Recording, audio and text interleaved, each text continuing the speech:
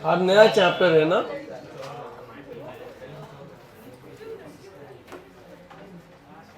कुछ पूछना है किसी को पहले चैप्टर में से, इसके पहले वाले में? हाँ,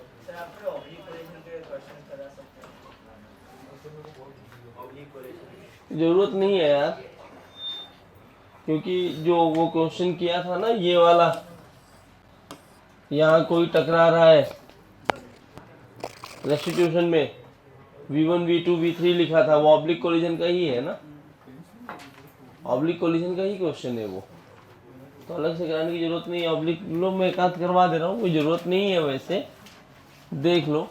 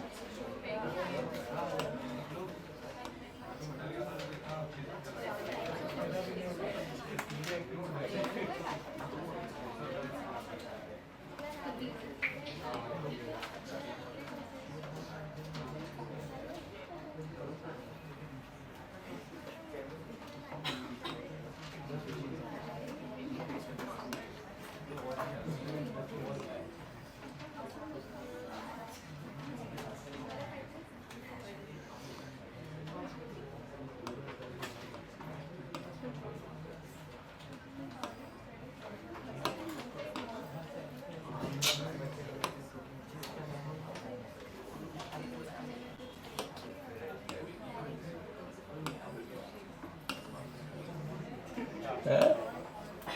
क्या हो गया?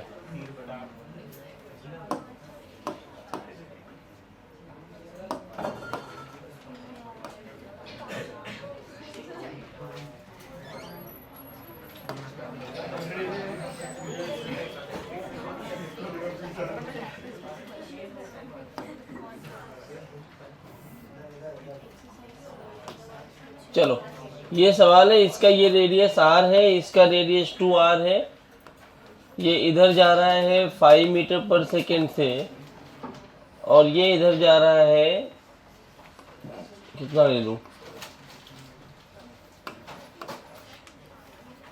10 मीटर पर सेकेंड। दोनों यहाँ कोलाइड करते हैं और कोलिजन के लिए e की वैल्यू दिया है half. Find the velocities after collision.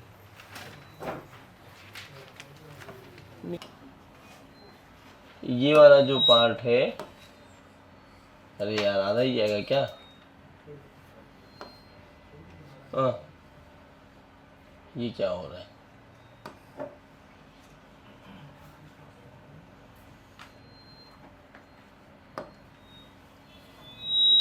अरे यार, एक तो ये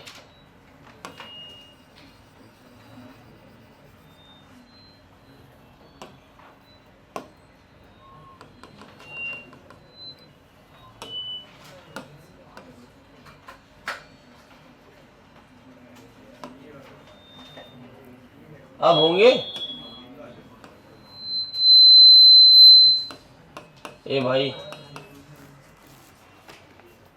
ये सवाल करो, मैं आया।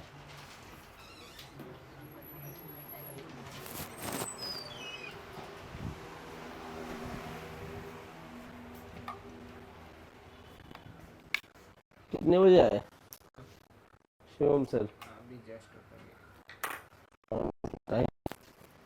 बात बोल रहे कि यार ये माइक बहुत बेकार है यार, टी टा टी करता रहता है।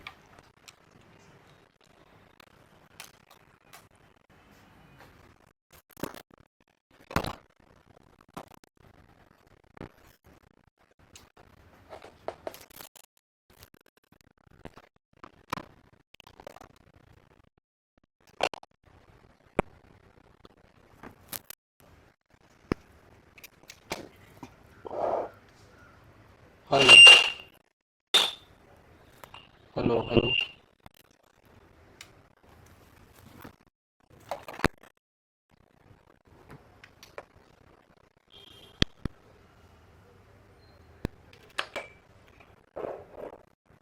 Hello hello.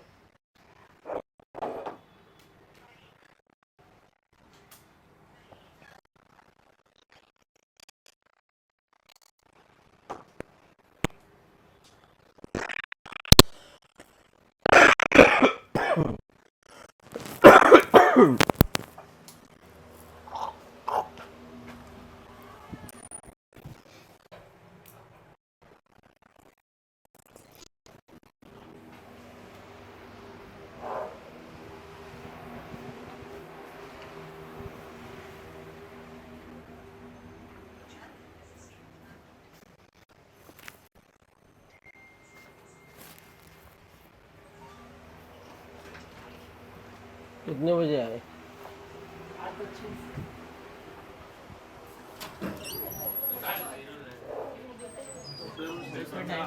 सेकंड वाले में रेडियस आ रहे हैं। 2 आ रहे हैं ना, लिखा तो था अभी। डायग्राम देखने होगा।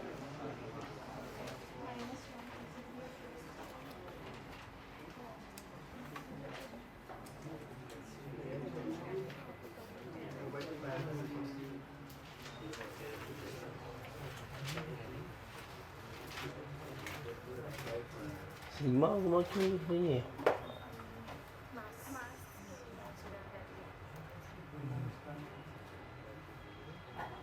आइडेंटिकल मास है दोनों का, m और m ही है। दोनों का मास आइडेंटिकल है, दोनों का मास सेम है।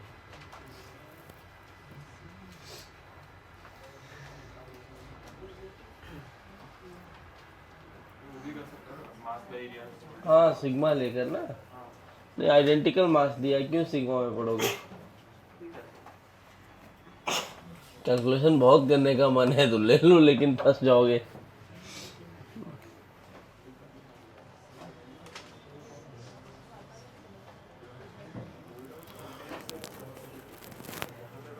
बताओ, नींद नहीं खुल रही है,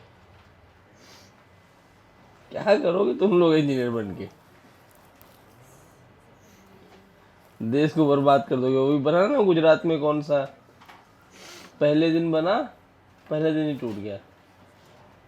वो तुम जैसे लोग रहे होंगे, नींद नहीं खुली रही होगी कॉलेज के टाइम पे।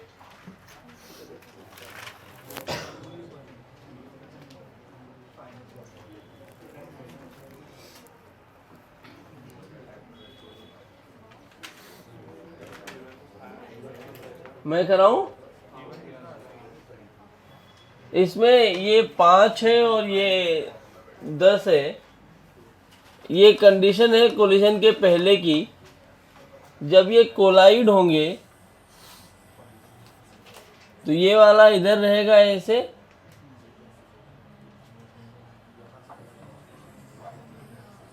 और दूसरा वाला ऐसे आ जाएगा। इसका ये रेडियस 2r दिया है और ये वाला रेडियस r दिया है। ये डिस्टेंस भी कितना है?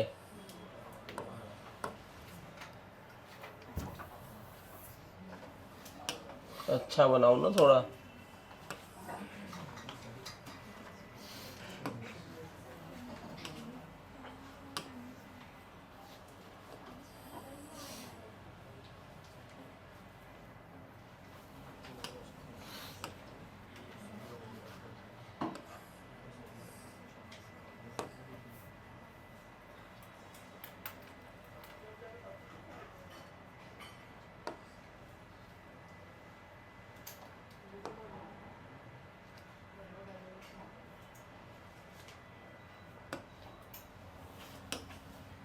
तो ये वाला रेडियस 2r दिया है और ये r दिया है ना।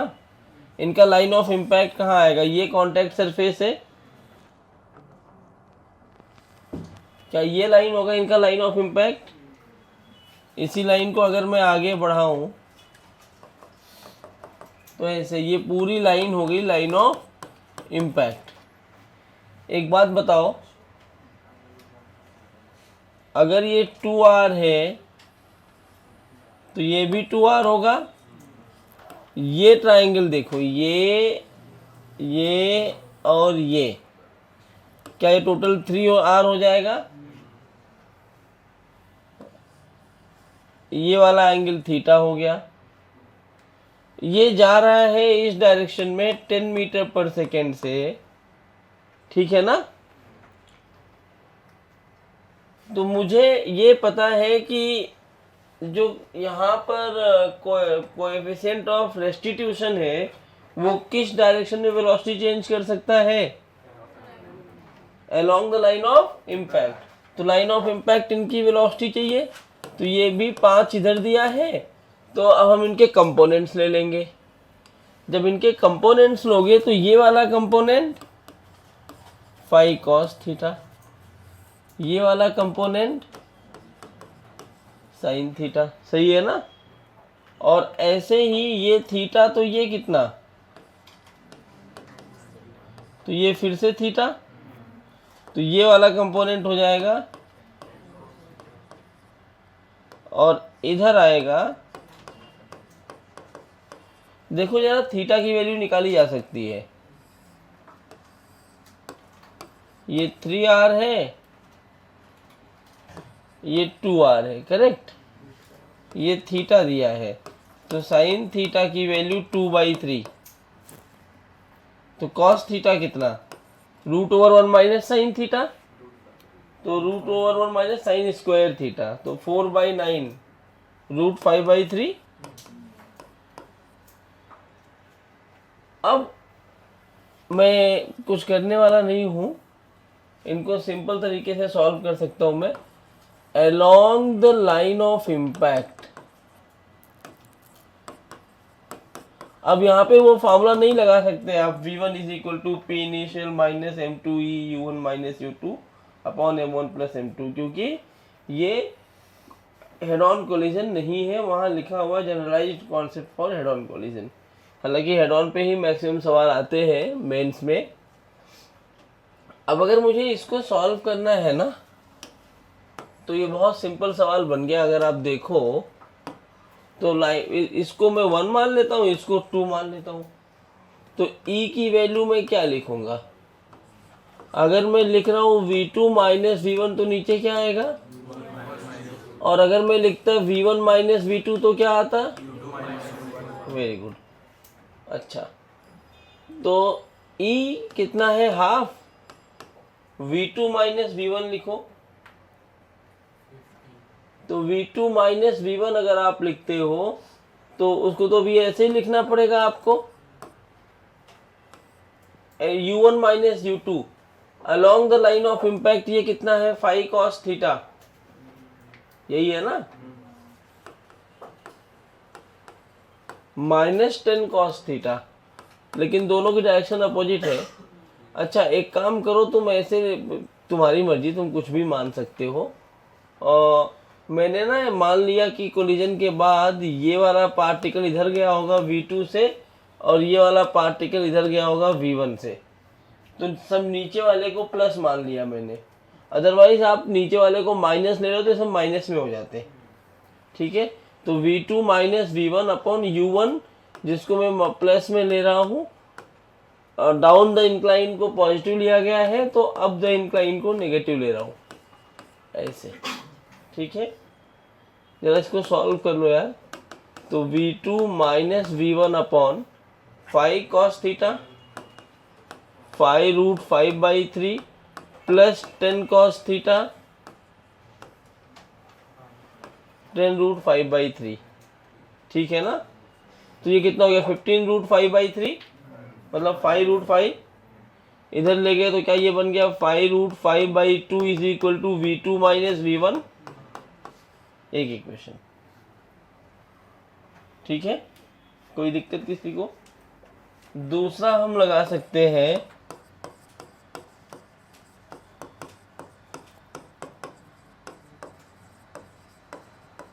मोमेंटम तो कंजर्व हो ही रहा है ना। कंजर्वेशन ऑफ मोमेंटम किसी एक डायरेक्शन में होगा कि दोनों में होगा, हर जगह होगा, एक्स में वाई में दोनों में, क्योंकि फोर्स तो तुम्हारा इंटरनल ही है ना जो भी हो रहा है। तो अब तुम अलोंग एक्स भी लगा सकते हो, अलोंग वाई भी लगा सकते हो। एक्स में लगाने की, एक्स मतलब अलोंग इंक्लाइन भी लगा सकते हो, परपेंडिकुलर टू इंक्लाइन भी लगा सकते हो, तुम्हारी मर्जी है। लेकिन मैं अलोंग द इंक्लाइंड ही लगाऊंगा, तो मैं ऐसे लिख सकता हूँ क्या, कहाँ गया, इसका मास mm बोला है ना मैंने, इनिशियल मोमेंटम हो जाएगा m into 5 cos theta plus m into -10 cos theta. ठीक है क्या? किस लाइन पे लगा रहा हूँ? लाइन ऑफ इम्पैक्ट पे। इनिशियल हो गया और फाइनल दोनों को नीचे ही माना है, तो m into V1 plus m into V2। यहाँ भी cos थीटा की वैल्यू रख दो, तो cos थीटा की वैल्यू पहले m तो मर जाएंगे, यहाँ से cos थीटा की वैल्यू रखोगे √5/3, तो 5√5/3 माइनस 10√5/3 बन जाएगा ये। ठीक है ना? V1 प्लस V2, देखो दो इक्वेशंस दिख रहे हैं, और यहाँ से ये आ गया -5√5/3, यहाँ 2 कैसे अच्छा हुआ था, V1 प्लस V2। अब इन दोनों इक्वेशन को मैं मानता हूँ कि आप सॉल्व करके V1 और V2 निकाल सकते हैं। क्या करना है? ऐड ही तो करना है। ऐड करोगे V1 कैंसिल आउट हो जाएगा, इन दोनों को सॉल्व कर लो, V2 आ गया और V2 आ गया तो V1। हाँ, लेकिन ये वेलोसिटी नहीं होगी, ये along the line of impact आया है। इसमें आपको 2r वाले के लिए 10 sin थीटा के साथ में रिजल्टेंट निकालना पड़ेगा, और यहाँ 5 sin थीटा के साथ में रिजल्टेंट निकालना पड़ेगा। यही है ऑब्लिक कोलिजन। ऑब्लिक में खाली कैलकुलेशन टफ हो जाती है, आपको लाइन ऑफ इम्पैक्ट ढूंढना पड़ता है। हाँ, क्या हो गया? Along the line of impact लगाया ना यार, लाइन ऑफ इम्पैक्ट के along initial momentum is equal to final momentum लिखा है।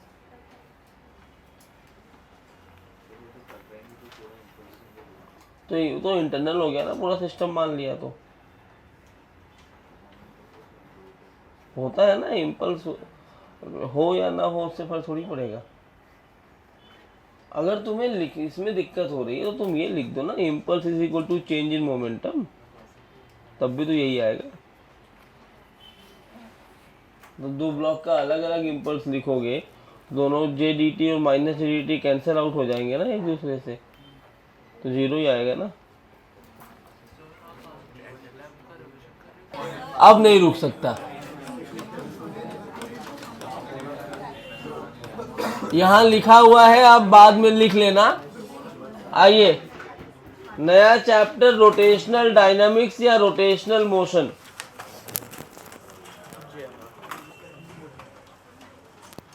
आपको पता ही होगा, तुर्रम खान है चैप्टर, अच्छा चैप्टर है, मतलब लोग डराते हैं, मैं तुम्हें बिल्कुल बताऊं अच्छे से, डरना बिल्कुल भी मत।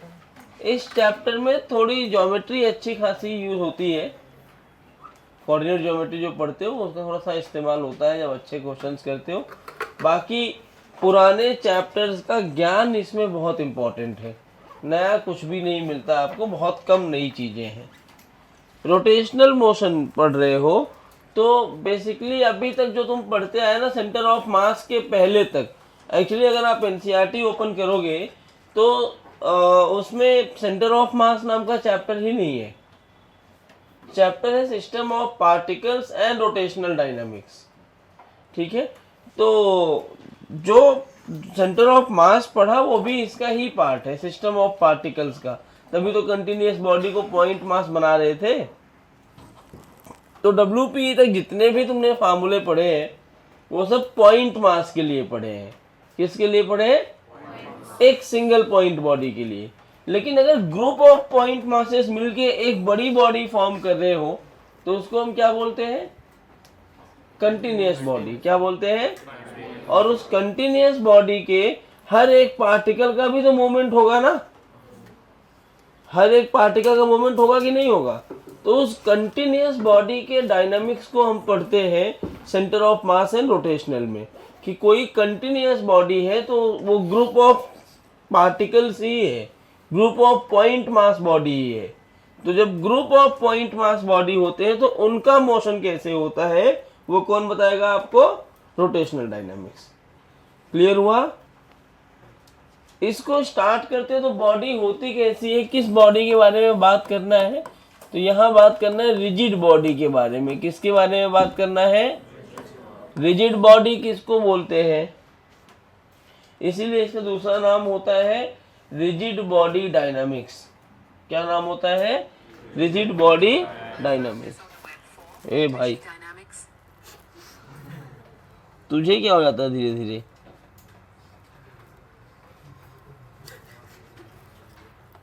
वो बैठे बैठे बोलने लगता है। रिजिड बॉडी, ह्यूमन बॉडी क्या रिजिड बॉडी है? नहीं, ह्यूमन बॉडी फ्लेक्सिबल बॉडी है। ठीक है, फ्लेक्सिबल कैसे? मेरे हाथ के ये पॉइंट और ये पॉइंट के बीच में जो डिस्टेंस है वो कांस्टेंट नहीं है। मैं ऐसे हाथ को फोल्ड करूंगा तो डिस्टेंस इनके बीच का कम हो जाएगा। तो रिजिड बॉडी किसको बोलते हैं? ये रिजिड बॉडी है। जैसे ये रिजिड बॉडी का मतलब मैं इसको अगर कई सारे टुकड़ों में तोड़ दूं तो एक पॉइंट यहाँ, एक पॉइंट यहाँ, एक पॉइंट यहाँ, एक पॉइंट यहाँ, एक पॉइंट यहाँ, एक पॉइंट यहाँ, बहुत सारे पॉइंट होंगे। अब अगर मैं चाहता हूं कि इस पॉइंट को मैं 2 मीटर आगे ले जाऊं, तो ये पॉइंट को 2 मीटर आगे मैं लेके गया तो ये पॉइंट को भी 2 मीटर आगे जाना पड़ेगा, या इसके बाजू वाला जो पॉइंट था उसको भी 2 मीटर जाना पड़ेगा। हर एक पॉइंट को 2 मीटर डिस्प्लेस होना ही पड़ेगा। सही बोल रहा हूं मैं? कोई भी बॉडी अगर 2 मीटर से कम डिस्प्लेस हुई तो body is not rigid anymore, वो फ्लेक्सिबल बॉडी कहलाएगी। क्या कहलाएगी? तो अगर कोई पूछे कि कैसे डिफाइन करोगे रिजिड बॉडी को, तो आप क्या बोलोगे? How to define rigid body? हाँ, any two internal points of a rigid body will have the separation between any two internal points of a body will be constant। हमेशा कोई भी कंडीशन हो, जैसे मान लो मैं यहाँ एक रिजिड बॉडी बना रहा हूँ, इसके अंदर एक पॉइंट यहाँ लिया A, एक पॉइंट यहाँ लिया मैंने B, इनके बीच का मैंने सेपरेशन रखा है D। तो अगर ये पॉइंट आगे चल के यहाँ पहुँचा किसी टाइम के बाद, तो ये वाला पॉइंट भी ऐसे आगे चल के यहीं पहुँचेगा और इनका सेपरेशन हमेशा कांस्टेंट रहेगा। इन दो पॉइंट के बीच का सेपरेशन कभी भी चेंज नहीं हो सकता। अगर इन दोनों पॉइंट के बीच का सेपरेशन चेंज हुआ तो ये रिजिड बॉडी नहीं है। हमें क्या उन बॉडीज के बारे में पढ़ना है क्या जो रिजिड नहीं है? नहीं, हमें किसके बारे में पढ़ना है? जो बॉडीज एक्चुअली रिजिड है। समझ में आ रहा है? अच्छा, ये तभी पॉसिबल होगा कि दोनों के बीच का सेपरेशन सेम हो, जब अगर ये v से आगे गया तो ये भी v से आगे जाए। दोनों की वेलोसिटी अलग अलग हो गई तो टाइम के साथ दोनों का डिस्टेंस अलग अलग हो जाएगा, और अगर दोनों का डिस्टेंस अलग हुआ तो उनके बीच का सेपरेशन या तो बढ़ेगा या फिर घटेगा। लेकिन आपको कांस्टेंट रखना है तो दोनों के बीच का सेपरेशन कैसा रखना है? कांस्टेंट। तो रिजिड बॉडी क्या है? सेपरेशन किसी भी दो इंटरनल पॉइंट का सेम होता है, या हम बोल सकते हैं relative velocity between any two internal point is 0। उनका रिलेटिव वेलोसिटी कितना होना चाहिए? 0। यहाँ से जब आप combine translational and rotational motion करके एक टॉपिक पढ़ेंगे जो प्योर रोलिंग बोला जाता है, उसमें इनका बहुत इस्तेमाल होता है कि जितने भी पॉइंट्स है रिजिड बॉडी के, वो सारे पॉइंट सेम वेलोसिटी से चलेंगे and that velocity will be equal to the velocity of centre of mass. अब आगे वो भी आएगा। अभी फिलहाल के लिए आप ये समझिए, रिजिड बॉडी किसको बोलेंगे? दो इंटरनल पॉइंट के बीच का सेपरेशन कैसा होना चाहिए? कैसा होना चाहिए? पक्का? आगे बढ़े। ठीक, इसी में मोशन कैसा होता है किसी भी रिजिड बॉडी का? Motion of rigid body. तो रिजिड बॉडी के मोशन की बात करोगे ना बच्चों, तो 3 तरह के मोशन होते हैं रिजिड बॉडी में। एक होता है ट्रांसलेशनल मोशन। कैसा होता है? और दूसरा होता है rotational,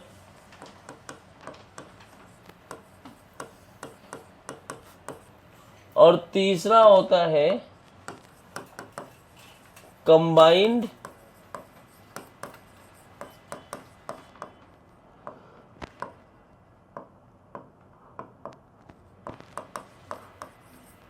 translational and rotational motion, CTRM बोलूंगा मैं इसको, ठीक है। ट्रांसलेशनल मोशन क्या होता है? स्ट्रेट लाइन पढ़ा है? जब तुम्हें पानी क्यों आ रहा है आँख से? हाँ, कुछ दिक्कत है क्या आंखों में? तो CTR स्ट्रेट लाइन मोशन पढ़ा है ना, जब कोई भी बॉडी स्ट्रेट लाइन में चलता है। जब एक single point mass straight line में चलता है तो उसको हम बोलते हैं स्ट्रेट लाइन मोशन। लेकिन जब group of particle straight line में चलते हैं तो उनको हम क्या बोलते हैं? ट्रांसलेशनल मोशन, ठीक है। यहाँ पे मैं लिख देता हूँ कि ये क्या है? Rigid body. अब रिजिड बॉडी लिख दिया मतलब group of particle is moving in a straight line, ऐसा मोशन। थोड़ा अच्छे से बना देता हूँ मैं। तो ये एक बॉडी है, तो इसके सारे पॉइंट ऐसे चल रहे होंगे, जितने भी पॉइंट्स हैं सारे ऐसे चल रहे होंगे। ये वाले मोशन जो होते हैं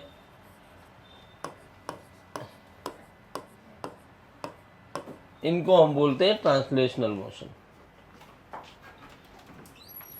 अब दूसरी बारी आएगी रोटेशनल की।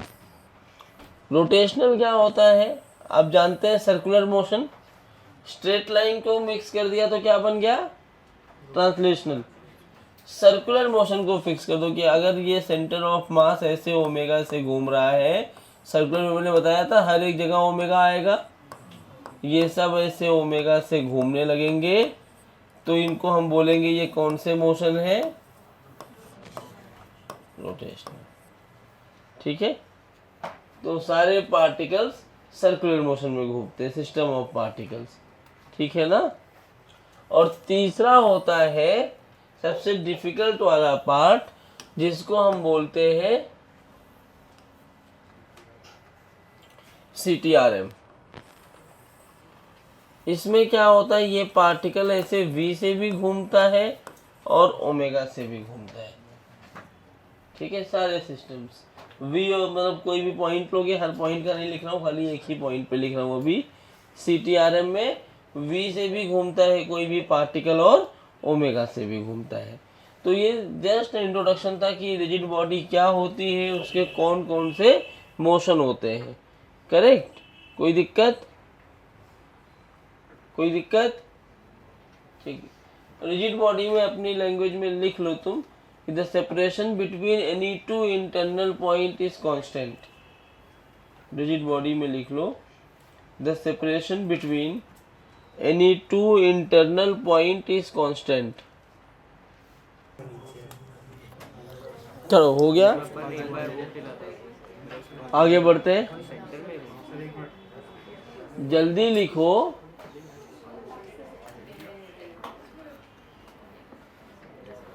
चौधरी तुम ड्राइंग बना रहे हो क्या?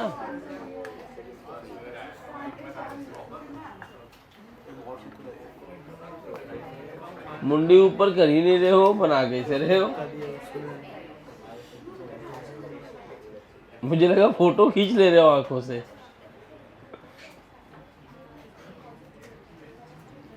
तो कब तक बन जाएगा ये? कब तक उम्मीद करूं?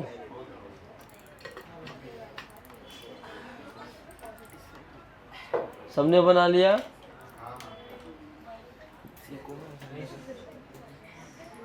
कौन बोला नहीं?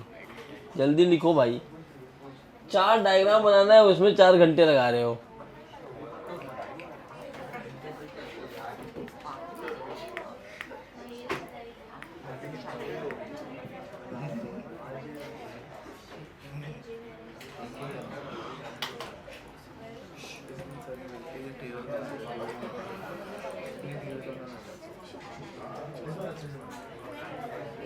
हो गया? सब लिख चुके? चलो, एक आपको याद होगा, मैं दोबारा नहीं बनवा रहा हूँ, एक टेबल बनवाया था सर्कुलर मोशन के टाइप पे, याद है कि वहाँ पे लीनियर डिस्प्लेसमेंट होता है। लीनियर मोशन में, एंगुलर में कौन होता है? Angular displacement. लीनियर वेलोसिटी की जगह पे एंगुलर वेलोसिटी, लीनियर एक्सेलरेशन की जगह पे एंगुलर एक्सेलरेशन, लीनियर फोर्स की जगह पे टॉर्क आता है, लीनियर मोमेंटम की जगह पर एंगुलर मोमेंटम आता है, और मास की जगह पे मोमेंट ऑफ इनर्शिया आता है। पढ़ा था ना ये हमने, मोमेंट ऑफ इनर्शिया आ जाएगा मास की जगह पे। इसमें से तीन क्वांटिटी जो एंगुलर डिस्प्लेसमेंट है, एंगुलर वेलोसिटी है, एंगुलर एक्सेलरेशन है, ये तीनों आपने पढ़ लिया सर्कुलर में। अब यहाँ आपको कौन कौन से पढ़ने हैं? फोर्स की जगह टॉर्क, लीनियर मोमेंटम की जगह एंगुलर मोमेंटम, लीनियर इम्पल्स की जगह एंगुलर इम्पल्स, मास की जगह पे मोमेंट ऑफ इनर्शिया। समझ में आएगा? ये चार क्वालिटी मेजर आपको पढ़नी है, वो आपके दिमाग में रहेगा तो आपको पता होगा आपको पढ़ना क्या क्या है। तो सबसे पहले कहाँ से स्टार्ट करें? मास से स्टार्ट कर देते हैं। मास के बदले में क्या पढ़ते हैं यहाँ पर? Moment of inertia. तो आइए मोमेंट ऑफ इनर्शिया पढ़ते हैं।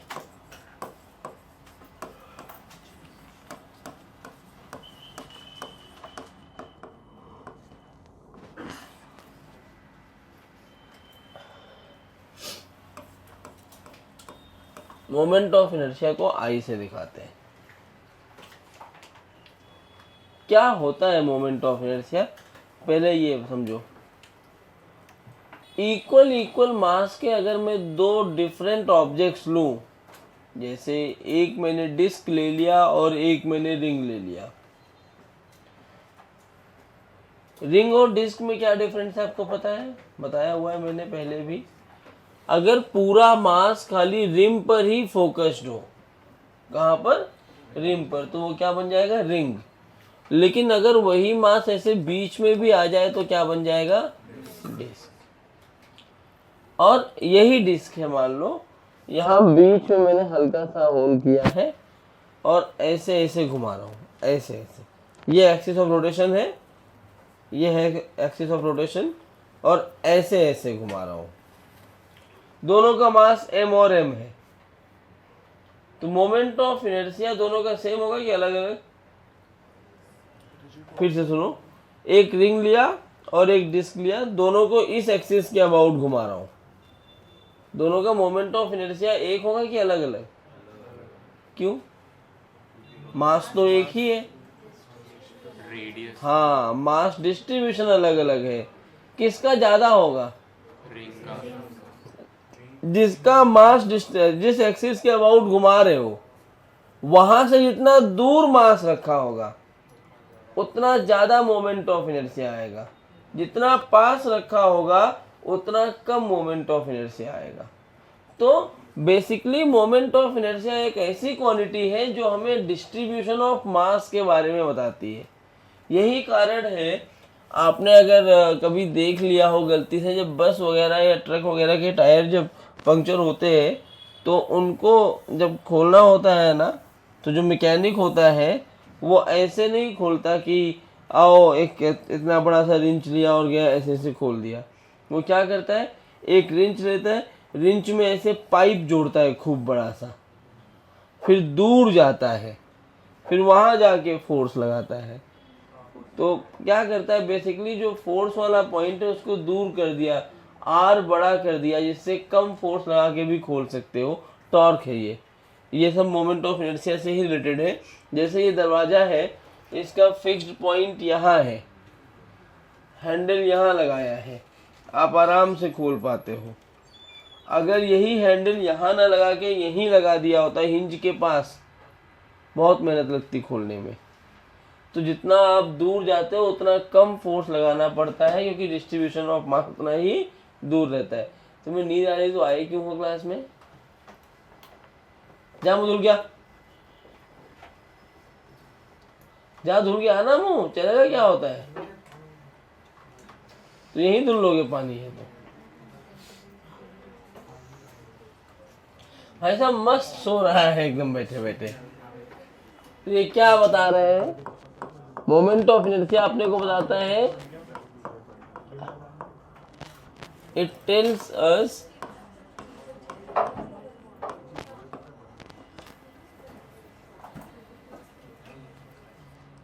क्या, ऐसा लिखो,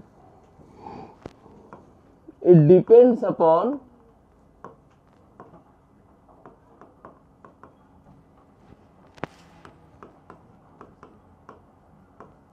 डिस्ट्रीब्यूशन ऑफ मास। किस बात पे डिपेंड करता है ये? दूसरा पॉइंट जो भी इंपॉर्टेंट ही लगता है मुझे, अगर इस एक्सिस के अबाउट एक रिंग को ऐसे घुमाया और फिर इसके अबाउट रिंग को घुमाया, क्या दोनों में मोमेंट ऑफ इनर्शिया सेम होगा कि अलग अलग होगा? फिर से इमेजिन करो, तुमने घुमाया है पहले, ऐसे एक लिया, ऐसे ऐसे डिस्क ले लो, डिस्क घुमाया होगा हाथ में डाल के ऐसे, तो मैंने ऐसे लिया एक एक्सिस, ऐसे ऐसे घुमाया, ऐसे लिया, ऐसे ऐसे घुमाया। कब ज़्यादा देर तक घूम सकता है वो? ऐसे वाले में देर घूमेगा, ऐसे वाले में जल्दी रुक जाता है वो। मतलब ऐसे वाले में इनर्शिया कम हो गया, MOI कम हो गया, ऐसे MOI ज़्यादा है, मोमेंट ऑफ इनर्शिया ज़्यादा है। तो मतलब एक्सिस चेंज करने पे क्या सेम ऑब्जेक्ट का मोमेंट ऑफ इनर्शिया चेंज हो रहा है? तो क्या मैं ये भी बोल सकता हूँ कि it depends upon axis of rotation?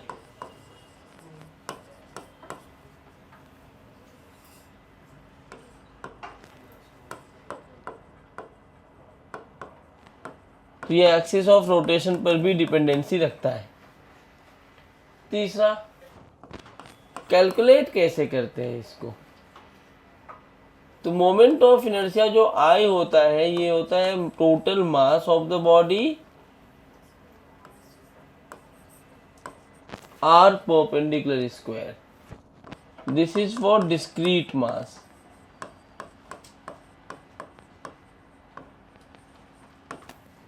किसके लिए होता है ये? Discrete mass.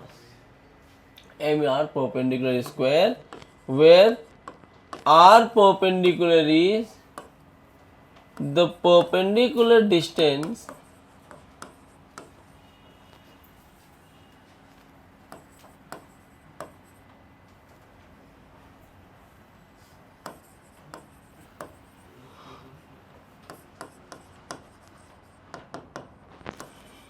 from point mass to axis of rotation. Correct? Perpendicular distance from point mass to axis of rotation. ये कौन होता है? R perpendicular. अच्छा, यूनिट क्या लिखोगे इसकी? बोलो।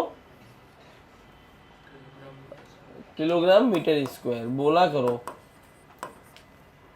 डायमेंशन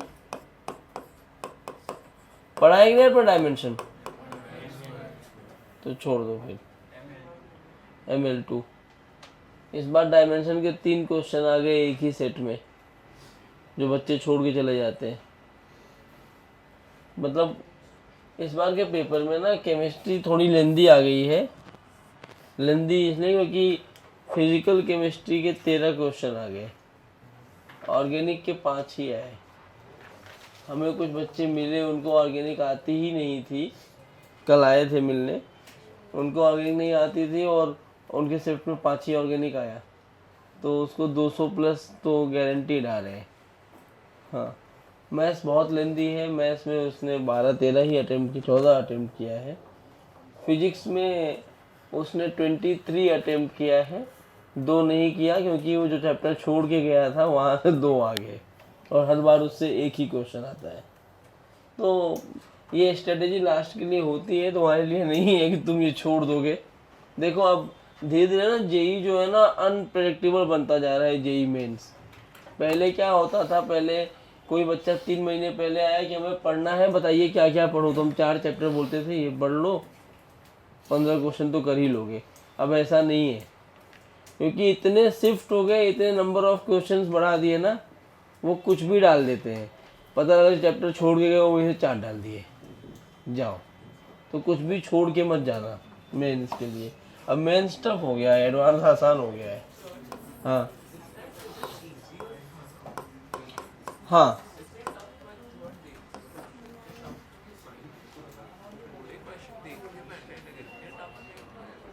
टफ तो आया ही नहीं है ना, फिजिक्स कहाँ टफ आ रहा है, 2021 से ही टफ नहीं आ रहा है फिजिक्स।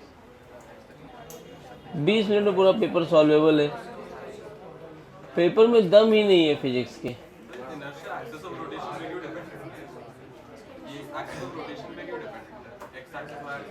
क्योंकि हर एक्सिस के अबाउट मास का डिस्ट्रीब्यूशन अलग अलग हो जाता है, रोटेशन ऑफ मास अलग अलग हो जाता है, आर परपेंडिकुलर हर एक एक्सिस के अबाउट चेंज हो जाएगा किसी पॉइंट का, इसलिए।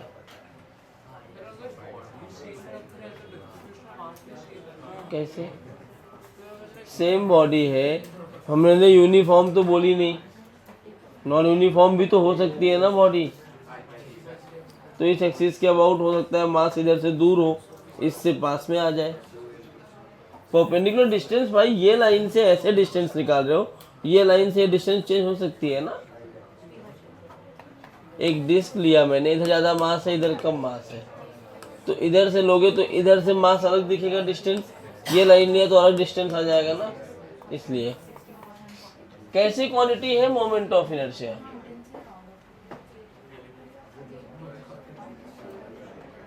स्केलर वेक्टर,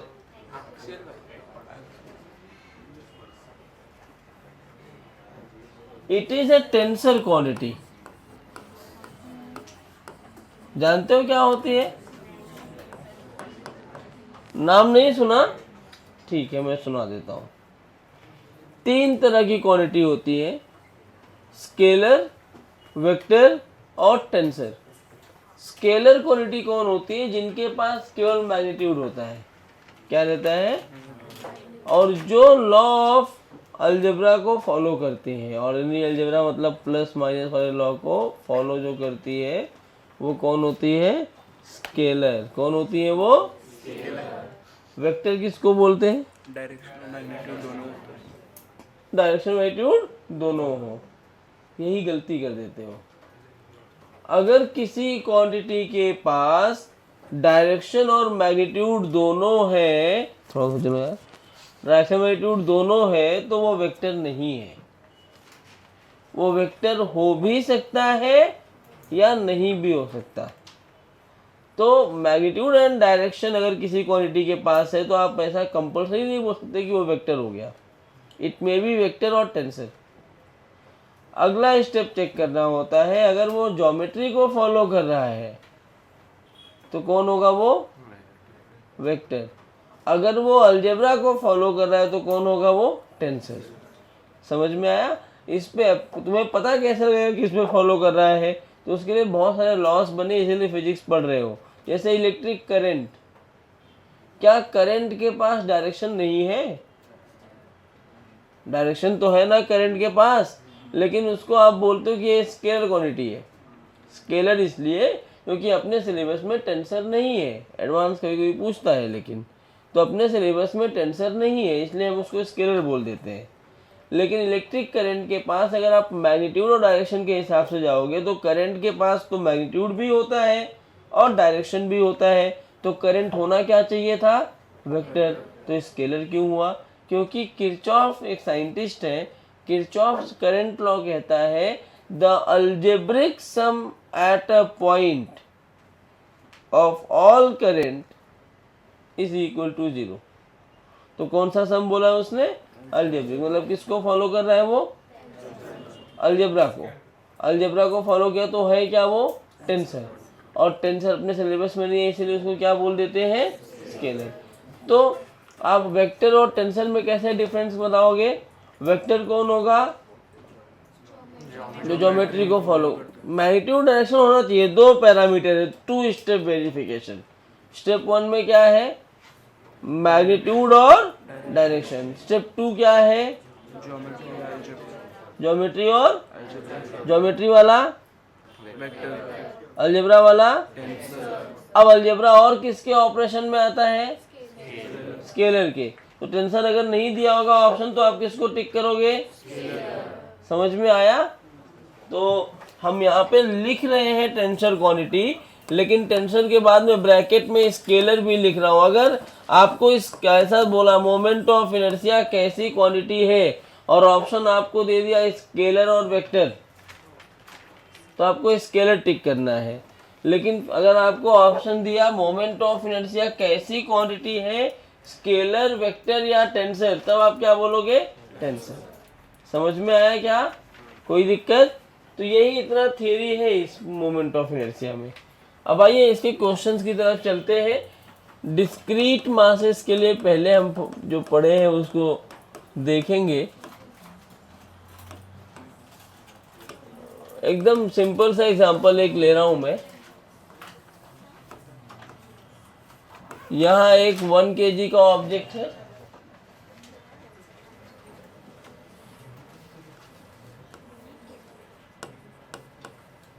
टू kg का ऑब्जेक्ट रखा है 30 डिग्री पर।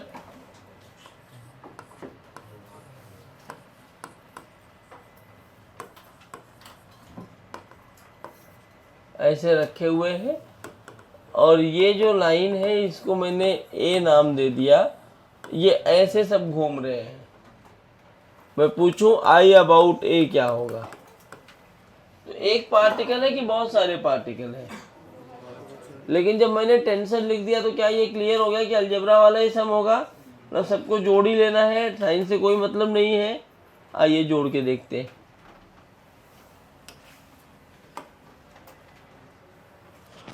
इसको 1 2 3 ऐसे नाम से ही लिखूंगा मैं। तो आई नेट लिखा जाएगा I1 plus I2 plus I3। तो I1 के लिए परपेंडिकुलर डिस्टेंस कितना है? ये वाला है 3 मीटर। तो क्या m इंटू आर परपेंडिकुलर हो गया 3 स्क्वायर। I2 के लिए 2 इंटू, क्या ये r परपेंडिकुलर है? तो आपको क्या करना होगा? परपेंडिकुलर लिखना पड़ेगा। तो क्या इस पर परपेंडिकुलर डिस्टेंस ये वाली लाइन होगी? तो ये हमारा r परपेंडिकुलर होगा और इसकी वैल्यू कितनी होगी? 5 sin 30। सही है ना? तो ये बना 5 sin 30 का square plus I3 into R3 perpendicular. तो 9 प्लस ये हो जाएगा 1/4, एक कट गया 5/2 प्लस 75। तो 2 9 जा 18 तो 5 भी स्क्वायर होगा और 75 हुआ ना ये। 5 sin। हाँ, तो 9 2 जा 18, 75 और 18 कितना होता है? 8 5 13, 93, 93 5 98, 108 118। इट इज 118/2 मतलब 59 kg मीटर स्क्वायर। खत्म। समझ आया क्या? क्या वहां क्या देख रहे हो? चाय पी जाए? समझा सबको? जल्दी जल्दी लिखो।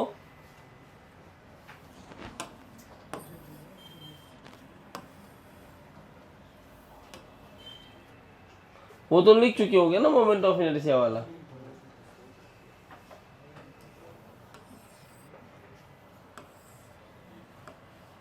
अब क्वेश्चंस करते हैं।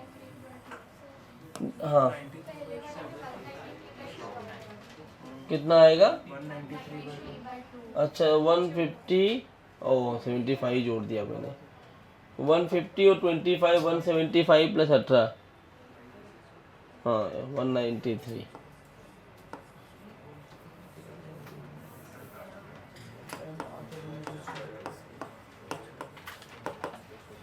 अब ना अगली बार से मैं कैलकुलेट नहीं किया करूँगा, मैं लिख दिया करूँगा खाली डेटा। गलत हो जाता है यार।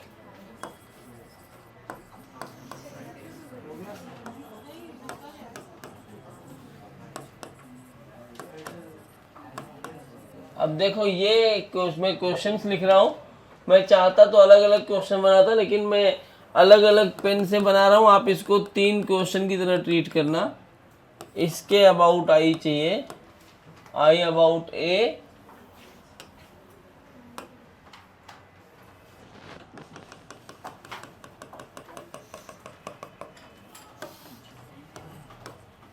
आई अबाउट बी,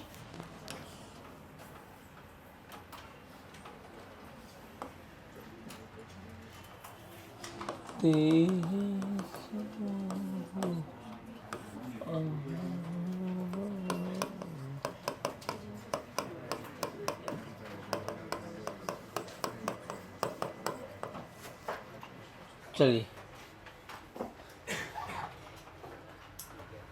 फटफट बताइए।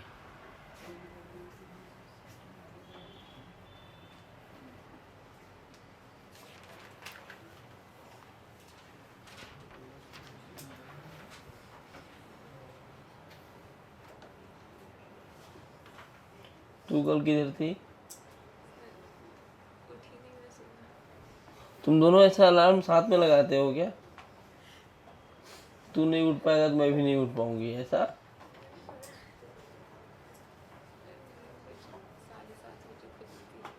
तो 8 बजे क्लास होती है ना, 7:30 बजे आ सकती थी। तो सेकेंड लेक्चर आ जाती तो उठी नहीं दिन भर। तो लेक्चर तो 11 बजे था, तब तो आ सकती थी। मन नहीं किया ये बताओ।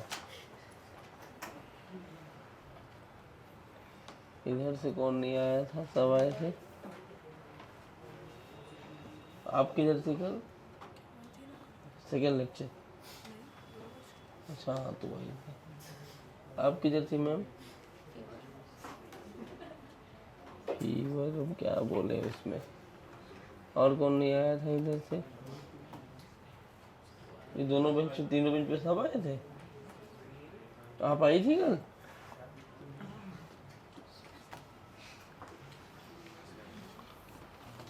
हाँ, ये सब आए थे।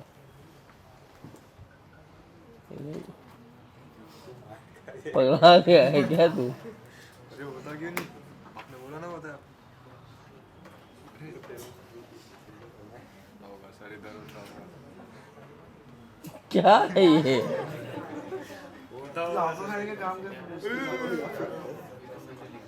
चर्बी ज्यादा है, कुछ नहीं होगा। वर्कआउट करो। अरे यार, इधर कौन नहीं आया था? सब आए थे इधर। कल आए थे? अच्छा, इधर ही 3 लोग नहीं आए थे और पूरी क्लास खाली लग रही थी। क्यों? क्या हो गया? कब्ज हो गया है सर।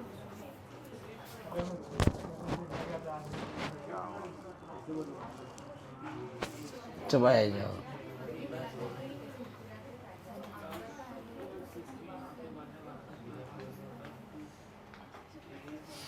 पीटूंगा मैं। वो कह रहा है मैं मारूंगा। हाँ? कह रहा है मैं मारूंगा। किसको मारोगे? तुम्हें मारेगा वो। मिश्रा? हाँ। तो मार खाता है क्लास के बाद सबसे। तू मारेगा? तू सबसे मार खाता है क्लास में? गालियाँ खाता है? गालियाँ खाता है? नहीं खाता है? अरे क्वेश्चन कर भाई, क्वेश्चन कर।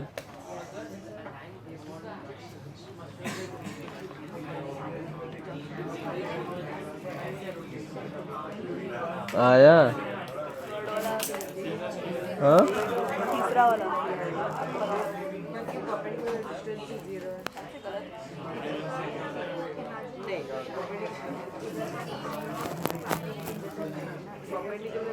सो जा। ऐसे हो गया? आया? आई about A, I about a क्या होगा? 3 इंटू √3/2 का होल स्क्वायर, 9/4। आओ देखो, अगर मैं आई अबाउट ए निकाल रहा हूं बेटा, तो I1 plus I2 plus I3 लिखना पड़ेगा। ये 1 kg का जो ऑब्जेक्ट है, क्या इसी एक्सिस ऑफ रोटेशन पे ही रखा है? तो इसका आर परपेंडिकुलर कितना हो जाएगा? 0। तो 1 इंटू 0 स्क्वायर। 2 kg भी इसी एक्सिस पर एग्जिस्ट कर रहा है, तो ये भी हो जाएगा 2 इंटू 0 स्क्वायर। 3 kg के लिए परपेंडिकुलर डिस्टेंस कौन है? क्या ये है अपना परपेंडिकुलर डिस्टेंस? तो ये डिस्टेंस होता कितना है? तो ये आर परपेंडिकुलर हो गया 3 kg के लिए। तो 3 इंटू √3/2 का होल स्क्वायर, तो 9/4 kg मीटर स्क्वायर।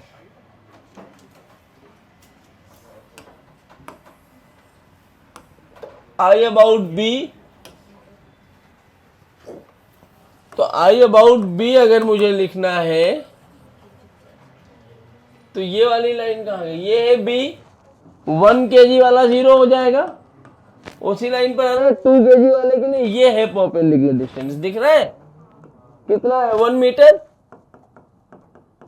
और 3 kg वाले के लिए ये है परपेंडिकुलर डिस्टेंस, ये कितना है?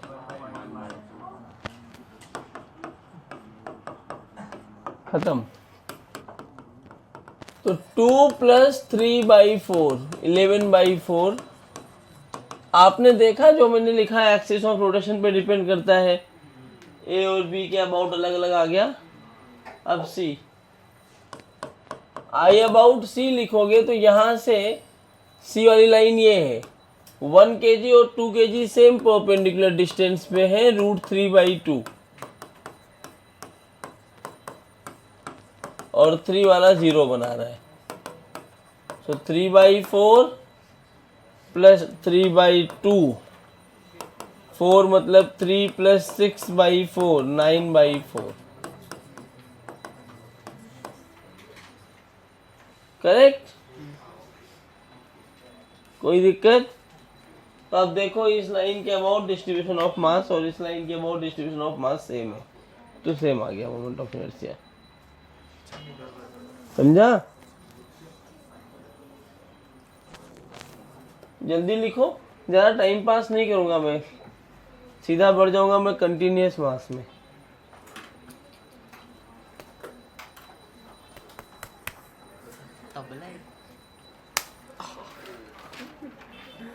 गाली देता है, आवाज़ निकालता है, आवाज़ निकालता है। अरे यार धीरे से बोलना था, तेज निकल गया। तो बोलना ही क्यों था? किसी ने स्विच नहीं किया तो मैंने खुद से ही बताया। तो उससे तो नहीं बताया, उसके पहले बहुत लोगों ने बता दिया। नहीं, किसी ने नहीं बताया। किसने? इशारों में सबने बता दिया। नहीं बताया। अरे भाई तो पकड़ा कैसे तुझे? तो आता नहीं क्लास, एक दिन क्या देखते हैं तो कल उसको भी रोका, सुजल को भी, वॉशरूम अलाउड नहीं। चलो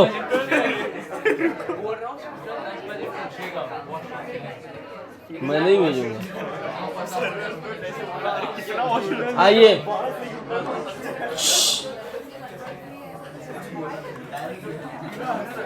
आवाज नहीं।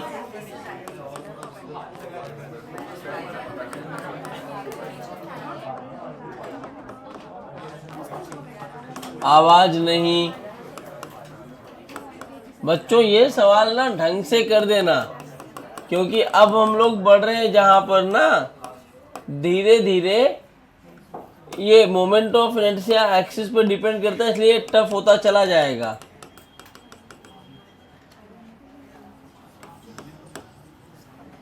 आई अबाउट ए बताइए, आई अबाउट बी बताइए।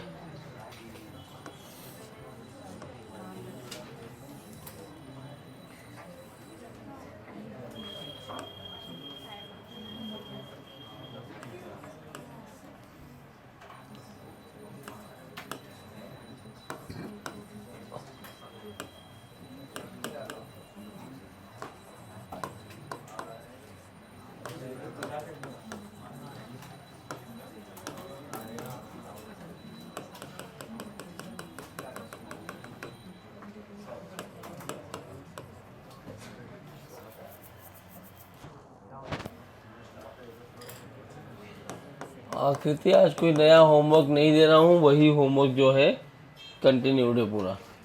अगले लेक्चर में फिर होमवर्क दूंगा। अच्छा, अगले लेक्चर से डाउट डिस्कशन भी रखूँगा मैं। स्टार्टिंग के 1 घंटे मतलब 9 बजे तक डाउट होगा, 9 से 10:30 में पढ़ाऊँगा, तो तुम्हारा सेंटर ऑफ मास के डाउट क्लियर हो जाएंगे 3-4 लेक्चर में।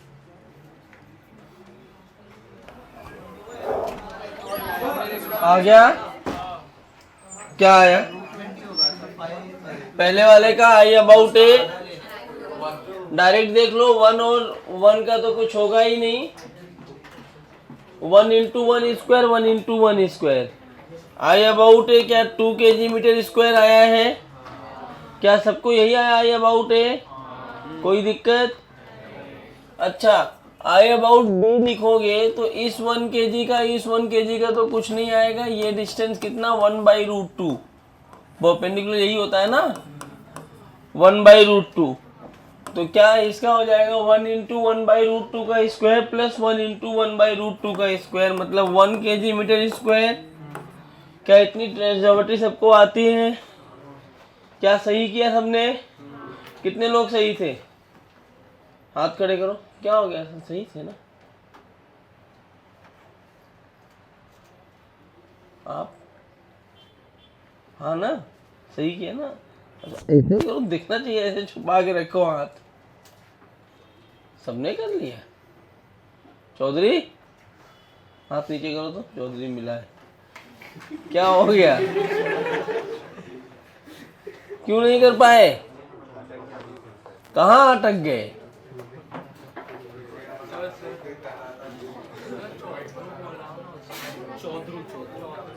एक बार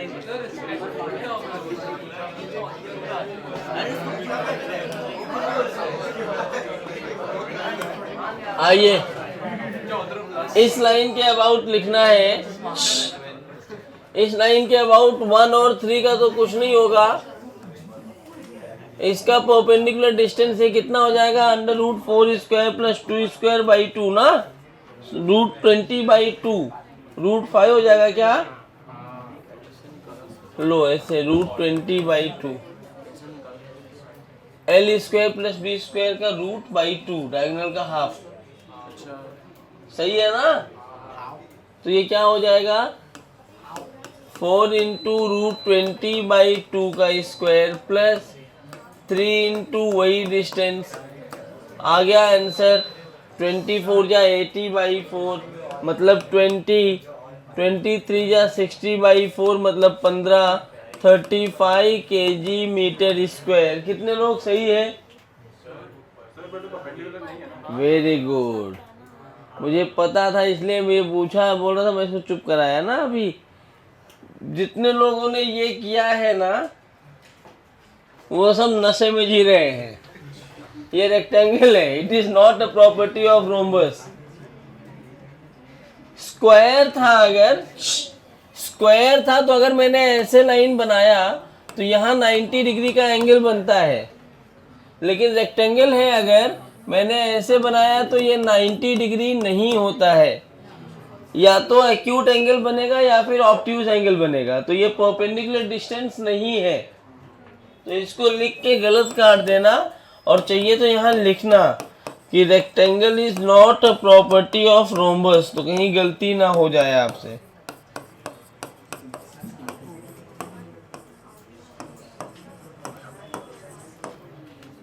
तो अगर ये चीज नहीं हो रही है तो मुझे क्या करना होगा? परपेंडिकुलर डिस्टेंस पहले निकालना पड़ेगा। तो आइए निकालते हुए डेटा बोलना, अगले पेज पे करता हूं मैं। अच्छा यही कर देता हूं, यहाँ पे। अब परपेंडिकुलर डिस्टेंस चाहिए तो ये नहीं ले सकते, तो परपेंडिकुलर में यहाँ से ऐसे ड्रॉप करूंगा तो ये परपेंडिकुलर डिस्टेंस होगा, आर परपेंडिकुलर। तो बेटा इसके लिए मैं नाम दे दूं अगर ABCDE,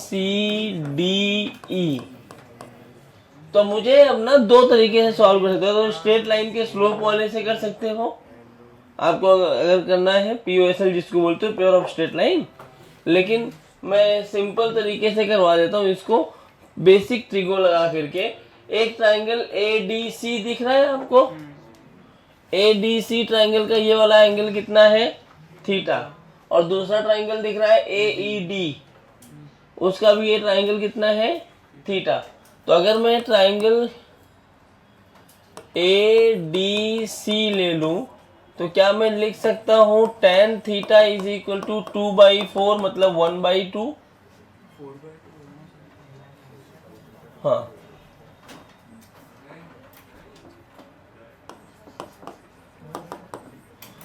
4/2 tan थीटा की वैल्यू 2 आ जाएगी। अरे भाई ये ट्राइंगल लिया ना, तो इसके सामने ये अपोजिट होगा ना, तो ये 4 और ये 2, सॉरी। और दूसरा ट्राइंगल ले लिया मैंने, ट्राइंगल AED, तो इस ट्राइंगल से मैं साइन थीटा अगर लिखूं तो ये बनेगा R परपेंडिकुलर बाई 2, सही है ना। तो साइन थीटा कितना, अगर टेन थीटा की वैल्यू 2 है किसी ट्राइंगल में, तो ये कितना √5, तो साइन थीटा कितना 2/√5 is equal to R perpendicular, तो यहाँ से R/2, तो R परपेंडिकुलर आएगा 4/√5। क्या ये बात सबको समझ में आई? मैंने क्या लिख दिया है? आगे देख चौधरी, क्या देख रहा है पीछे? सीधा ऐसे, हाँ, हिलना मत, स्टैचू ऐसे बैठे रहो बस एकदम। तो R परपेंडिकुलर कितना आ गया 4/√5, तू गया काम से। R परपेंडिकुलर आ गया 4/√5। वो सोच रहा होगा किस बुरे नशे में मेरा PTM हुआ था। तो R परपेंडिकुलर क्या आया 4/√5, तो इसके लिए भी वही होगा और इसके लिए भी तो यही परपेंडिकुलर आएगा ना। ऐसे दो ट्राइंगल बना के निकाला करो रेक्टेंगल में, आसान होता है, ठीक है ना, कोई दिक्कत। इसको निकालने का एक फार्मूला भी है, LB/√L² + B², R परपेंडिकुलर, कि मैं नहीं निकलवाऊंगा। देखो वही आएगा, LB करोगे 4 2 जा 8, √/20, 8/√20 करो, यही आंसर है, ठीक है। तो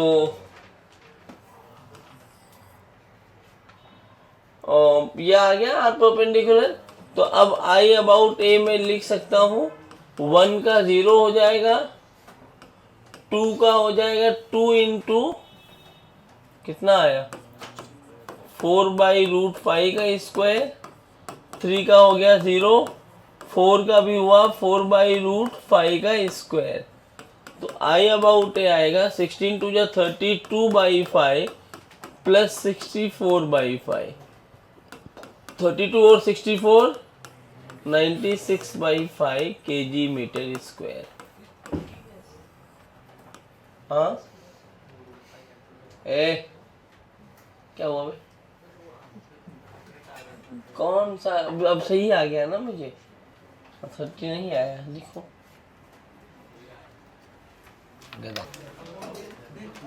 moment of inertia of continuous body. देखो इसमें ना आप बुक अभी रेफर मत करना आप, क्योंकि बुक के अंदर ना, सुन लो अब मस्ती बंद, बुक रेफर मत करना इसको पढ़ने के लिए, क्योंकि बुक के अंदर कई सारी एक्सिस दी होती हैं। रिंग दिया होगा तो 5-7 तरीके का रिंग दिया होगा, आप सब रट्टा मारने जाओगे तो आप अपने बच्चों के साथ रट पाओगे। हाँ बहुत ज़्यादा है, आपको तरीका मैं बताऊंगा याद कैसे करते हैं, तो थ्योरम भी होता है, एक एक बेसिक वाले आपको आने चाहिए बस। तो मैं कंटिन्यूअस बॉडी में सबसे पहले कौन सा ले रहा हूँ, रॉड, थिन रॉड की बात हो रही है। रॉड में सब एक्सिस के अबाउट निकाल देते हैं, बाद में बताऊंगा मैं क्या किसके अबाउट और निकालना है। तो रॉड में हम निकालते हैं about an axis passing through centre of mass perpendicular to plane. किसके अबाउट निकाल रहा हूं मैं, प्रतीक about an axis passing through centre of mass perpendicular to plane. तो यहां मेरे पास एक रॉड है, इसका मास है m, लेंथ है l। जो एक्सिस बोला है वो कहाँ होगा, ये सेंटर ऑफ मास है, सेंटर ऑफ मास से पास होना चाहिए और प्लेन के परपेंडिकुलर। ये वाली लाइन भी हो सकती है और ये भी हो सकती है, दोनों के अबाउट डिस्ट्रीब्यूशन एक जैसा ही होगा। तो इसके अबाउट मुझसे पूछा है। जो मोमेंट ऑफ इनर्शिया का हमने फार्मूला पढ़ा है, क्या पढ़ा हमने, m into R perpendicular square. ये किसके लिए है, डिस्क्रीट के लिए। कंटिन्यूअस लिखना तो क्या करना होगा, m तो टोटल है, क्या m की जगह dm लिखना पड़ेगा। एक dm का मोमेंट ऑफ इनर्शिया लिखना है और बाद में उसी को इंटीग्रेट कर देना है। तो मैं सबसे पहले यही लिखने वाला हूँ कि जो कंटिन्यूअस बॉडी है उसका मोमेंट ऑफ इनर्शिया कैसे लिखते हैं। डी क्या होगा, dm into R perpendicular square नहीं लिखना है मुझे, क्योंकि अलग जगह पे अलग अलग होता है। बस ये लिखो डी का इंटीग्रेशन क्या बन जाएगा, i। क्यों अलग अलग होता है, अगर आपने mr स्क्वायर लिख दिया तो आप फंस जाओगे। जो एलिमेंट ले रहे हो उस एलिमेंट के मोमेंट ऑफ इनर्शिया की बात करेंगे।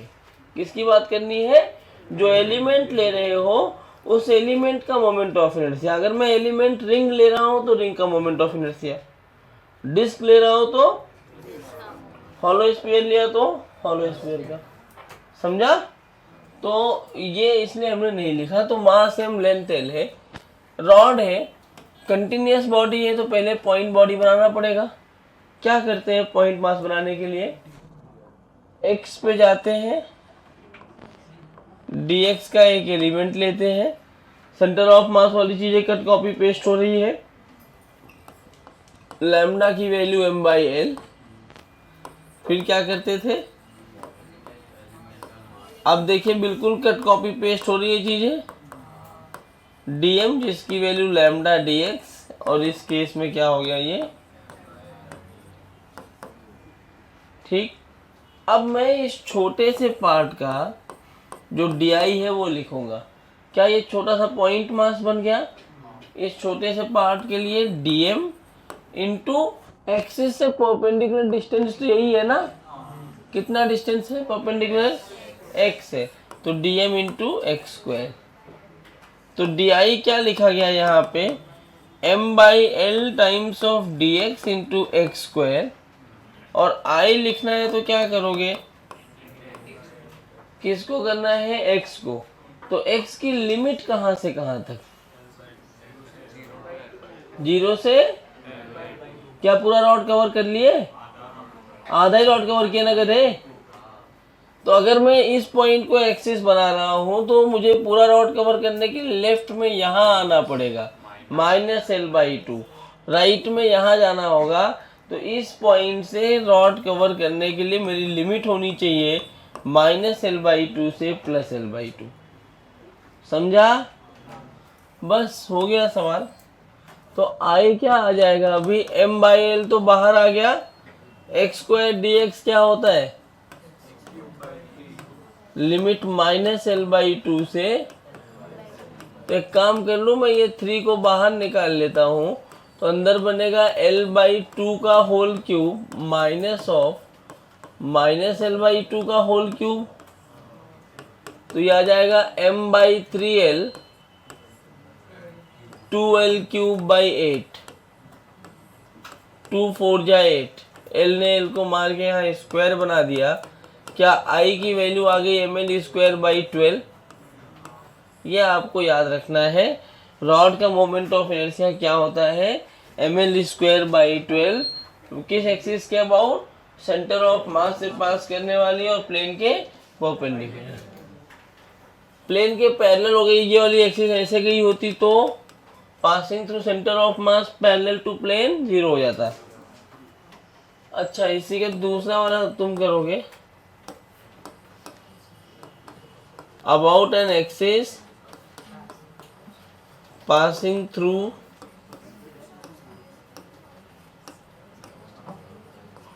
one end of the rod। मतलब ये तुम्हारा जो रॉड ऐसा है,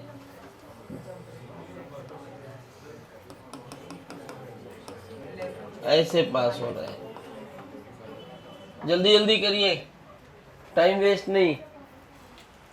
आज ट्राई ये करिए कि कंटिन्यूअस बॉडी आज और एक और लेक्चर में ख़त्म कर दिया जाए, क्योंकि जैसे ही मैं ये ख़त्म करूँगा, मेरा टारगेट है कि फरवरी में ये ख़त्म किया जाए।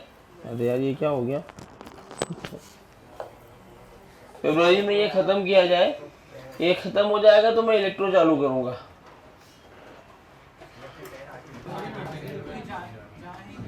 आ गया ml²/3। कुछ करना ही नहीं है ना इसमें, वही पहले वाला ही तो है पूरा क्वेश्चन। यहाँ से x पे जाएंगे, ये dx का एलिमेंट ले लिया, लैम्डा की वैल्यू m/l,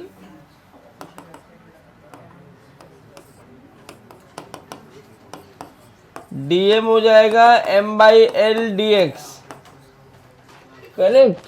तो i की वैल्यू क्या होती है, इंटीग्रल ऑफ di, और di यहाँ क्या है, dm इंटू एक्स स्क्वायर। तो dm की वैल्यू मतलब m/l बाहर आ गया, एक्स स्क्वायर dx। लिमिट कहाँ से कहाँ तक, पूरा रॉड कवर करना है तो यहाँ से एलिमेंट लिया मैंने, तो पहला एलिमेंट यहीं लेना होगा, आखिरी एलिमेंट यहाँ लेना होगा। तो जब यहाँ एलिमेंट लोगे तो x 0 हो जाएगा, यहाँ जाने के लिए इस x की वैल्यू l करनी पड़ेगी। तो लिमिट 0 से लेके l तक, तो इट इज ml³/3l, एक l ने l को मार दिया, i की वैल्यू आ गई ml²/3, करेक्ट। एक और, कोई नाम वाम नहीं दे रहा हूं, ऐसे ही। ये वाला सवाल भी वैसे ही करना है कि x पे गया, dx का एलिमेंट लिया। अब लेकिन प्रॉब्लम क्या होगी पता है, जब आप थोड़ा सा di लिख रहे होगे तो dm जिसकी वैल्यू ये है, लेकिन इनटू r परपेंडिकुलर चाहिए ना, ये परपेंडिकुलर डिस्टेंस नहीं है, तो आपको परपेंडिकुलर डिस्टेंस निकालना पड़ेगा। अगर ये x है तो इसके दो कंपोनेंट बन सकते हैं, एक इधर बन जाएगा x cos थीटा, एक कंपोनेंट इधर आ जाएगा x sin थीटा। क्या परपेंडिकुलर कंपोनेंट हो गया x sin थीटा का स्क्वायर। तो i लिखना है तो क्या इसी को इंटीग्रेट कर दिया जाए, तो i क्या हो जाएगा m/l बाहर, और बेटा थीटा तो कांस्टेंट दे रखा है ना, साइन स्क्वायर थीटा बाहर, x square dx, limit -l/2 से +l/2, सब कुछ पहले जैसा ही। तो देखो ये जैसे ये सॉल्व किया था, जो आंसर आया था वही आंसर आएगा। तो ये बनेगा ml²/12 साइन स्क्वायर थीटा। समझा क्या। चलिए, तो ये रॉड की कहानी हुई। अब हम हेडिंग बनाएंगे रिंग। एक्सिस, अगर मैंने बोला इस एक्सिस के अबाउट बताओ, तो एक्सिस का थीटा तो चेंज नहीं हुआ ना, थीटा कांस्टेंट है एक्सिस का।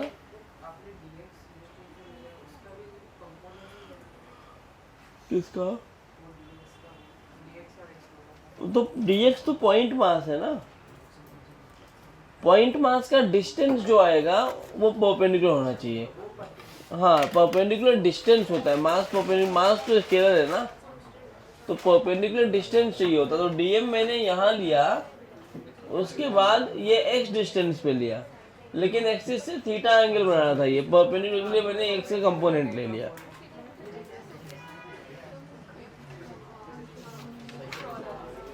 अरे ये क्या बात है,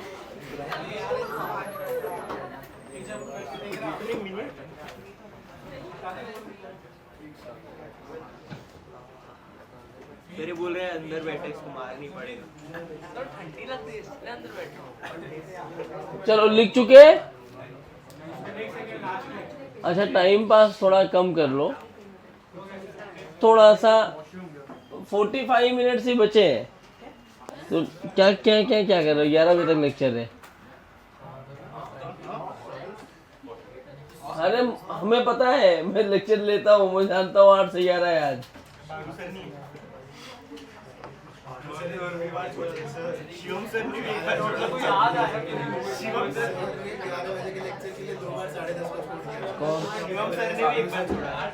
मैं नहीं छोड़ूंगा।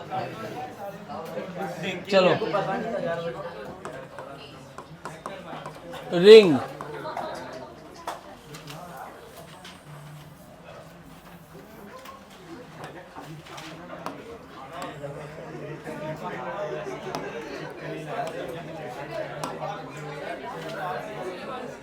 एक दो, ऐसे घूम रहा है, इसके रिंग का मास सेम है, इसका मोमेंट ऑफ इनर्शिया चाहिए। About an axis passing through centre of मास।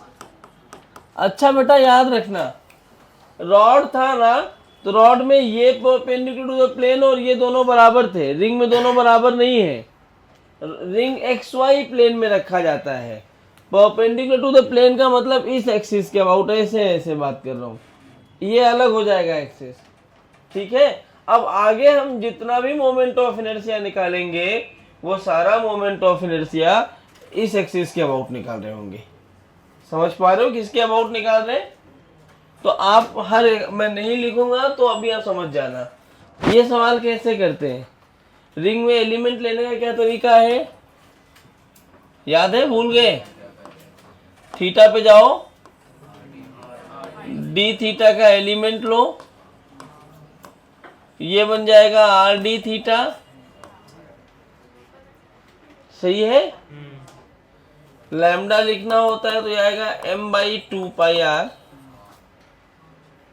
वैसे करने की भी जरूरत नहीं है, आप सीधा बोल सकते हो ये mr² होगा, क्योंकि जितने dm dm dm dm dm dm dm dm जितने भी एलिमेंट लोगे, सब एलिमेंट का परपेंडिकुलर डिस्टेंस r ही है।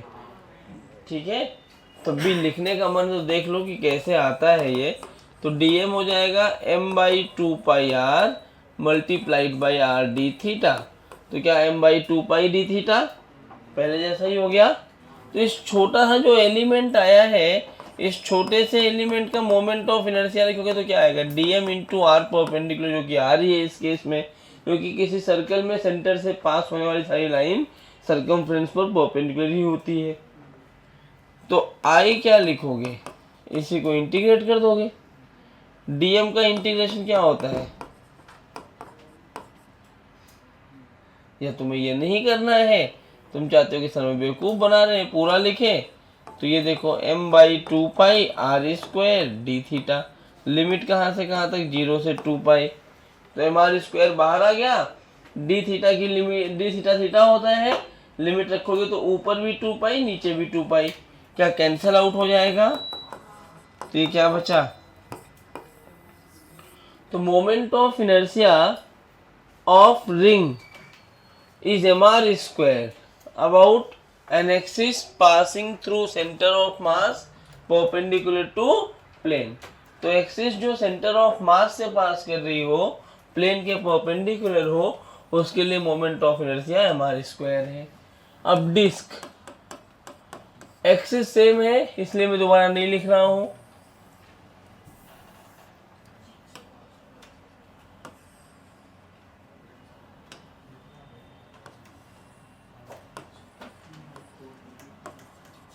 डिस्क का बताइए, डिस्क में कैसे एलिमेंट लेते हो, वाई पे जाके डी वाई की रिंग, सब भूल गए हो तुम लोग। ऐसे कैसे काम चलेगा भूलने से, सेंटर ऑफ मास पूरा रिवाइज करो कैसे एलिमेंट ले आता है।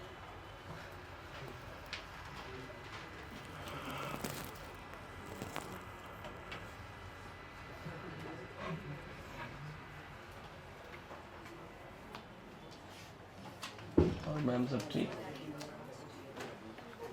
बहुत मस्ती करती है ना, चेहरे से लग रहा है। करती है, कभी नहीं की क्लास में, नहीं वैसे चेहरे पे दिखता है कि मस्ती खो रहे हैं।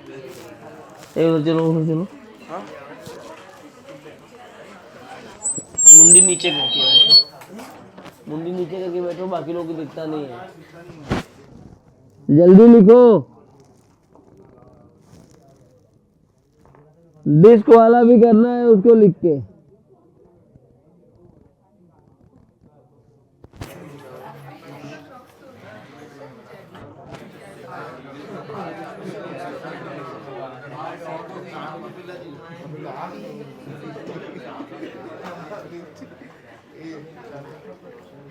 तुम वही हो क्या,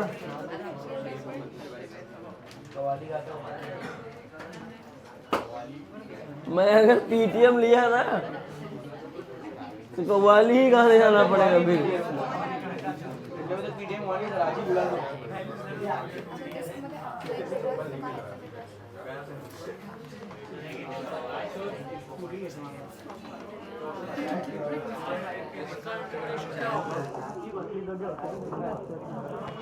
ये कहाँ से आया?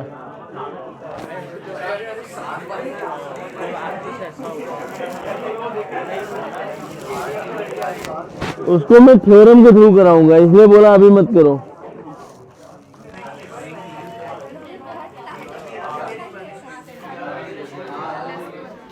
अरे इसमें रिंग लेके करना है क्या?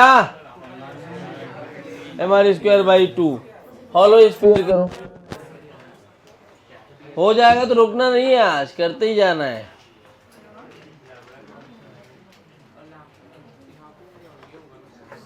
लैम्डा लेंगे क्या इसमें भी?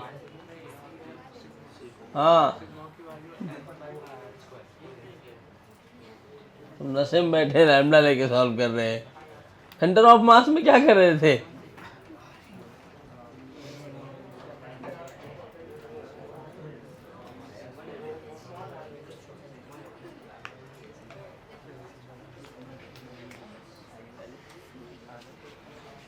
इसमें पूरा सेंटर ऑफ मास ही है।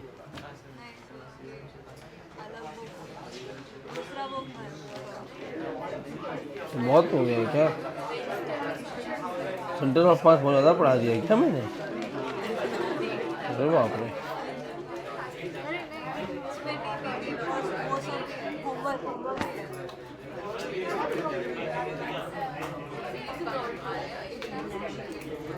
आया आओ देखो,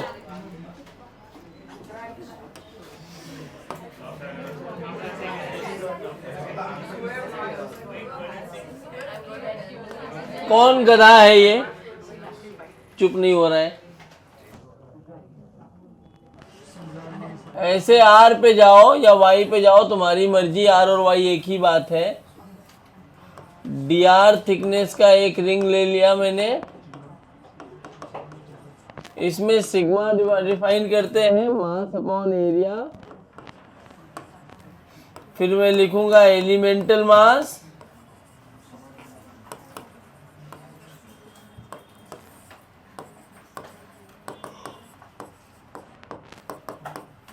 तो सिग्मा है m/πr², dA हो जाएगा 2πr dr। पाई ने पाई को मार दिया। अब छोटा है और di लिखेंगे बेटा। रिंग का मोमेंट ऑफ रिंग लिया ना एलिमेंट, रिंग का मोमेंट ऑफ इनर्शिया इसमें क्या लिखोगे? dm इंटू r², जो रेडियस है रिंग का, करेक्ट। तो di हो गया अपने पास 2m/r², r dr multiplied by r²। Total moment of inertia लिखना है तो इसी को इंटीग्रेट करना पड़ेगा।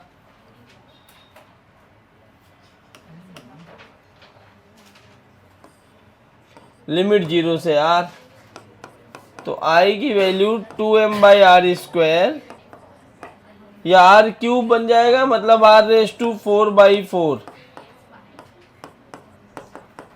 और ये 2 मतलब i आ गया mr²/2। r³ का इंटीग्रेशन क्या होता है? r³ का r⁴।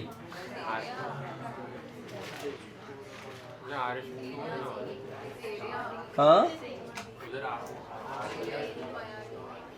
नशे में आ गए क्या? वो लिख लेना, about an axis passing through centre of mass perpendicular to plane. Disc हो गया। हाँ अब हॉलो स्फीयर,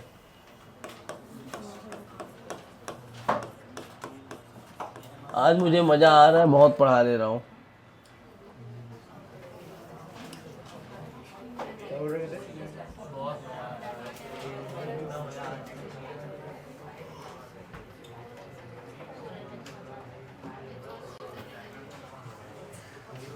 अच्छा इनफैक्ट मैंने तुम्हें कुछ बताना था, मुझे मैं भूल गया।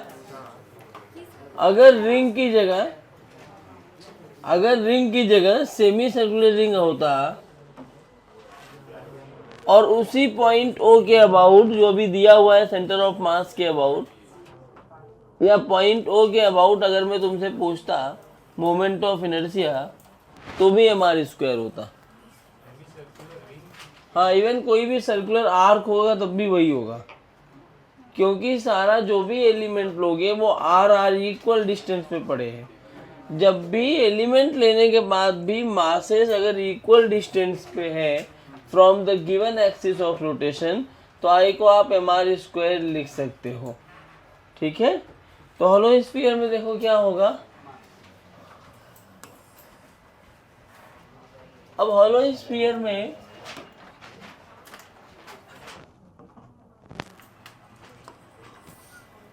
सिग्मा ही लेंगे, लेकिन अब ये सिग्मा क्या होगा, m/4πr²। एक तो ना मेरा मोटिवेशन खत्म हो जा रहा है पढ़ाने का। सेंटर ऑफ मास में पूरी चीजें मैंने कराई, अब यहाँ सब गजनी की तरफ फिर बैठे हैं। जब मैं लिख रहा हूँ तो फिर वही लिखते चले जा रहे हैं। सेंटर ऑफ मास में पूरा पढ़ाया कि ये नहीं थोड़ा एफर्ट डालें, घर से पढ़ के आने खाली चुनगम चबाएं। मारूंगा एक बार बोल देगा उसको, वो मार गया और मारना चाहिए। इसमें कैसे एलिमेंट लेते हैं, थीटा पे जाके डी थीटा थिकनेस में आर डी थीटा बनेगा, उसको कोर मान करके एक रिंग ले लेते हैं ऐसे।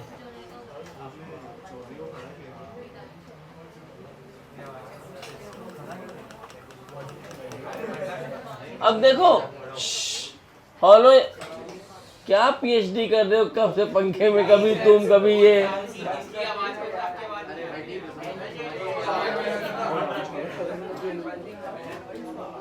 तो हॉलो स्फीयर में क्या होता है, ये वाली एक्सिस लो या ये वाली एक्सिस लो, डिस्ट्रीब्यूशन मास का सेम होगा 3D डायग्राम में।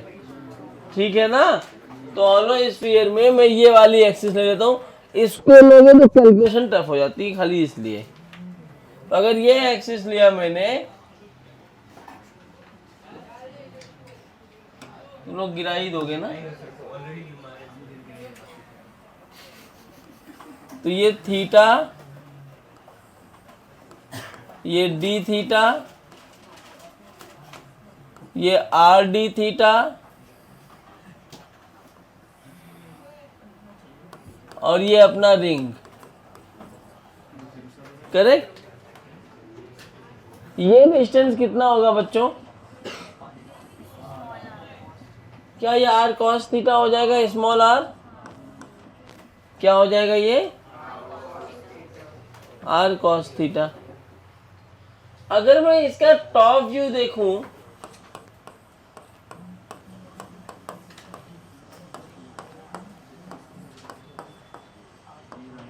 टॉप व्यू ऑफ एलिमेंट, तो क्या ये ऐसा नहीं दिखेगा कि ये हमारा है,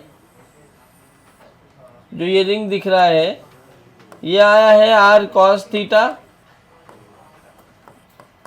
ये रहा है आर डी थीटा, और जो ये लाइन देख रहे हो ऐसे वाली रिंग के लिए, क्या ये लाइन ऐसे दिखेगी आपको? तो इस एलिमेंट के लिए मोमेंट ऑफ इनर्शिया क्या होगा, रिंग ही तो है mr स्क्वायर, क्या होगा mr स्क्वायर। तो मुझे dm लिखना चाहिए सबसे पहले। dm क्या होगा, m/4πr² इंटू एरिया, एरिया होगा 2πr cos theta into R D theta. r और r मिलके r स्क्वायर को मार दिया, 2π ने इसको 2 बना दिया। तो इसका जो dm आया है, it is m/2 cos theta D theta. Correct.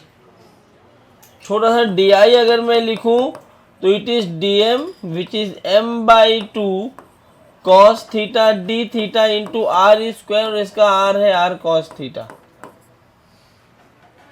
Correct. खत्म हो गया सवाल यार। अब इंटीग्रेशन टफ है थोड़ा सा। तो अब मुझे अगर i लिखना है तो मैं क्या करूंगा, i लिखने के लिए मोमेंट ऑफ इनर्शिया लिखने के लिए मैं इंटीग्रल ऑफ डी आई लिखूंगा। इंटीग्रल ऑफ डी आई किया तो m/2 r स्क्वायर बाहर आ गया, अंदर हो जाएगा cos cube theta D theta. Limit कहाँ से कहाँ तक? देख बेटा, अगर मुझे आधा रिंग कवर का आधा स्फीयर कवर करना है तो पहला एलिमेंट मैं यहाँ लूंगा, आखिरी एलिमेंट मैं यहाँ लूंगा। याद आ रहा है, हेमी स्फीयर में 0 से π/2 लिया था। लेकिन अगर पूरा रिंग का पूरा स्फीयर कवर करना है तो पहला एलिमेंट यहाँ लेना पड़ेगा कि यहाँ लेना पड़ेगा? पहला एलिमेंट यहाँ लूंगा, आखिरी एलिमेंट यहाँ लूंगा। तो थीटा मैंने यहाँ से लिया है तो ये हॉरिजॉन्टल लाइन से तो कितना नीचे आ रहा हूँ मैं? π/2। ऊपर कितना जा रहा हूँ? π/2।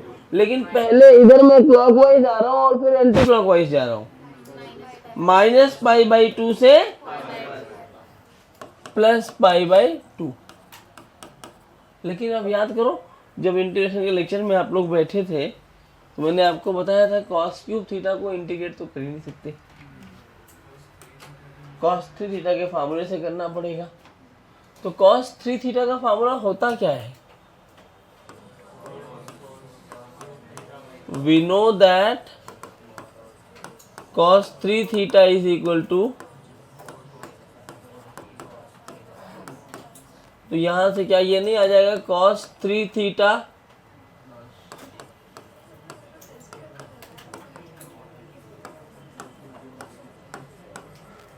या cos क्यूब थीटा को मैं लिख सकता हूं 1/4 cos 3 theta plus 3/4 cos theta. Correct? Therefore ये जो आई बनेगा ये आएगा mr²/2, अंदर आ गया 1/4 इंटीग्रल में cos 3 theta D theta, limit 0 -π/2 से +π/2 sorry, plus 3/4 cos theta D theta, limit -π/2 से +π/2। cos 3 थीटा का इंटीग्रेशन बोलो, cos का साइन होता है ना, तो ये बन जाएगा sin 3 थीटा बाई 3, लिमिट -π/2 से +π/2 प्लस 3/4 sin थीटा, लिमिट -π/2 से +π/2। यार sin 3 थीटा मतलब जब यहाँ π/2 रखोगे 93 या 270, sin 270 की वैल्यू कितनी होती है?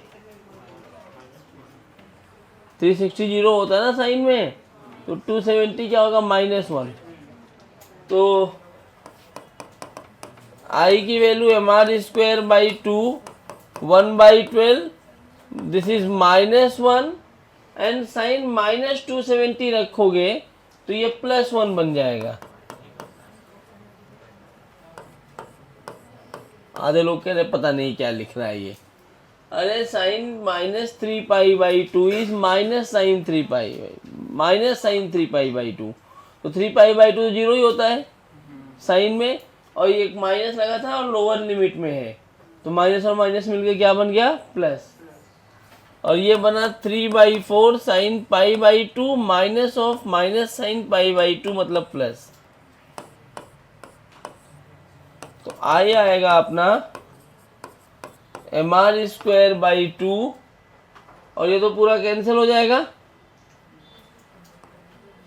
मल्टीप्लाइड बाय 2 कैंसिल हो गया, 3/2। सही है क्या? कुछ तो गड़बड़ कर दिया मैंने। जा रहे हैं आप? जल्दी जाता हूँ जरा। चलिए, भगवान आपकी आत्मा को शांति दे। Bye guys.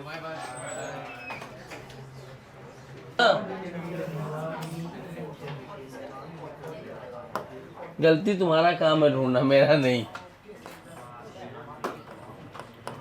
Sign 3π/2 minus of -sin 3π/2 बन जाएगा ये, तो ये प्लस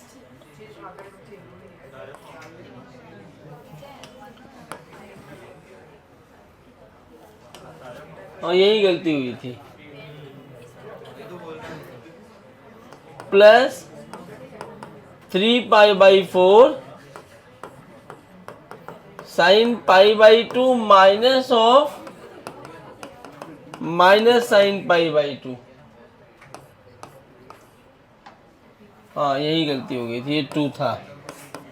तो i की वैल्यू mr²/2, ये माइनस माइनस प्लस तो ये 1 बनेगा, -1 और ये भी -1, तो -2 हो जाएगा। ये -2/12 मतलब -1/6, और ये 1 + 1 मतलब 3/2। तो जब इसको सॉल्व करोगे तो mr²/2, 6 और 2 का एलसीएम 6, तो -1 + 9, सही है क्या, /6 आ तो गया ना। तो i की वैल्यू mr²/2 8/6, यही आ रहा है क्या, अभी भी नहीं आया है क्या, आ गया। हॉलो स्फीयर का ये होता है मोमेंट ऑफ इनर्शिया। ये मैटर नहीं करता किस एक्सिस के अबाउट निकाल रहे हो, हाँ पासिंग थ्रू सेंटर ऑफ मास है बस, परपेंडिकुलर टू प्लेन नहीं है। देखो यहाँ छोटी सी गलती, मुझे लगा मैं कहीं गलती कर दिया।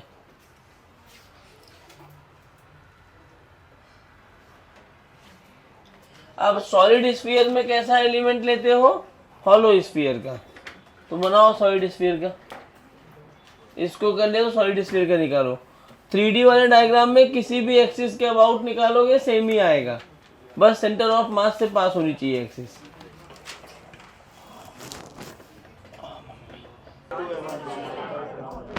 चलिए सॉलिड स्फीयर कराता हूँ चौधरी, अब किसी से देख के लिख लो। तुम हमेशा पीछे रहते हो, पता नहीं कौन सी ट्रेन पकड़ लेते हो।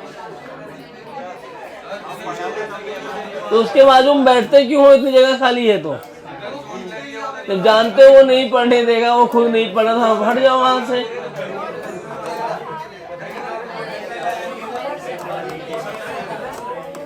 आवाज बंद। छोटे बच्चे नहीं होते नर्सरी वाले, सर वो लिखने नहीं दे रहा, वो चिमटी काट रहा है, क्या है ये, अलग बैठ जाओ। और कहीं जगह नहीं, अभी एक बेंच पूरी खाली पड़ी है।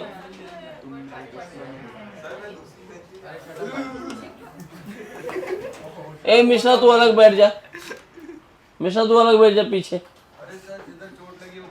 अरे तू अलग बैठ जा ना, अभी कोई नहीं मारेगा तुझे।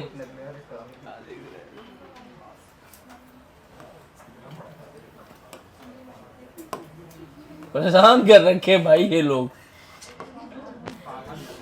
मैं जूनियर केजी पढ़ा लूंगा, इससे अच्छे बच्चे मिल जाएंगे। रो क्या होगा, m by volume 4/3 πr³। Element इस एक्सिस के अबाउट निकाल दो। 3D है तो सेंटर ऑफ मास से पास होने वाली एक्सिस होनी चाहिए, बस सेंटर ऑफ मास से पास होने वाली एक्सिस ये ले लिया मैंने। फिर अब सॉलिड स्फीयर में हॉलो स्फीयर ले लो, तो ये मैंने हॉलो स्फीयर लिया r पे जाके dr थिकनेस का हॉलो स्फीयर। तो इसका मास क्या लिखोगे, dm क्या आएगा, रो dv। और घर पे जाके ये सब दोबारा करना, फिर बोल रहा हूँ अब 2 बार करा दिया। इलेक्ट्रो में मैं नहीं कराऊंगा, मैं सीधा एलिमेंट लेके खत्म कर दूंगा, बताऊंगा भी नहीं कैसा एलिमेंट लेते हैं। यही चीज वहां भी कट कॉपी पेस्ट होने वाली है, तो सीख लो ढंग से। सब ऐसे बैठ के कहानी सुन रहे हैं जैसे महाभारत चल रहा है यहाँ पे। 3m/4 πr³ dv क्या हो जाएगा, 4 πr² dr। 4 पाई ने 4 पाई को मार दिया, dm आया 3m/R³ r² dr। अच्छा अब छोटा सा मोमेंट ऑफ इनर्शिया क्या आएगा, di। di क्या आएगा, भाई हॉलो स्फीयर लिया है ना, तो इस लाइन का हॉलो स्फीयर, इस लाइन के अबाउट हॉलो स्फीयर का मोमेंट ऑफ इनर्शिया क्या होता है 2/3 mr²। तो 2/3 dm इंटू r²। इसीलिए मैंने कहा वहां पे mr² नहीं लिखना है, di लिखना है, तुम्हारे एलिमेंट का मोमेंट ऑफ इनर्शिया। तो I क्या हो जाएगा, इसको इंटीग्रेट कर देते हैं। 2/3 बाहर आ गया, dm में क्या क्या बाहर आएगा 3m/r³ बाहर आ जाएगा, अंदर बना r⁴ dr, लिमिट 0 से r। सही बात है क्या? तो ये क्या आया देखो, 3 मर गए, I की वैल्यू आ गया 2/5 mr⁵r³। तो I आ गया 2/5 mr², सॉलिड स्फीयर का मोमेंट ऑफ इनर्शिया। ये सब आपको रट के रखना पड़ेगा, बिना रटे काम नहीं चलेगा सारा। हॉलो कौन आया साहेब? हॉलो कौन आएगा? I think mr²/2।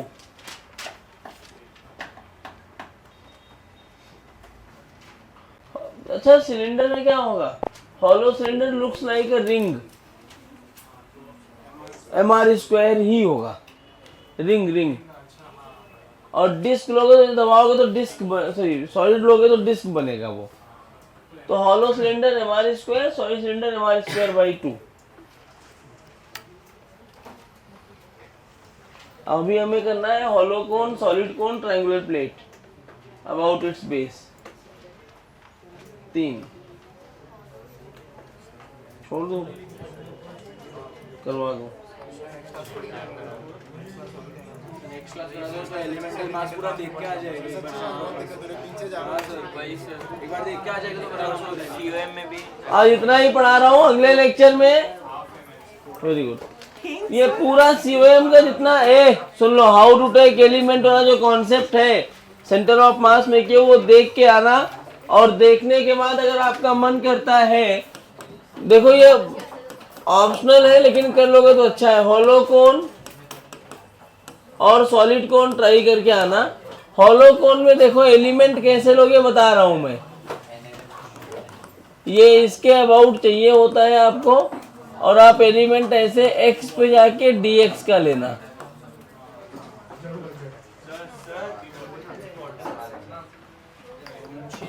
मराठी मुलगा आहे मी। 11:30 आराम थोड़ा सा। अच्छा, नेक्स्ट जो है वो डाउट लेक्चर ही है, कुछ पढ़ा नहीं रहा हूँ, तो आपके जो डाउट्स हैं जिनको, वो रुके रहेंगे। हाफ एन आवर का तुम भी ब्रेक ले लो, मैं भी ले लूँ, फिर पढ़ाता हूँ, फिर डाउट कराता हूँ 1-on-1।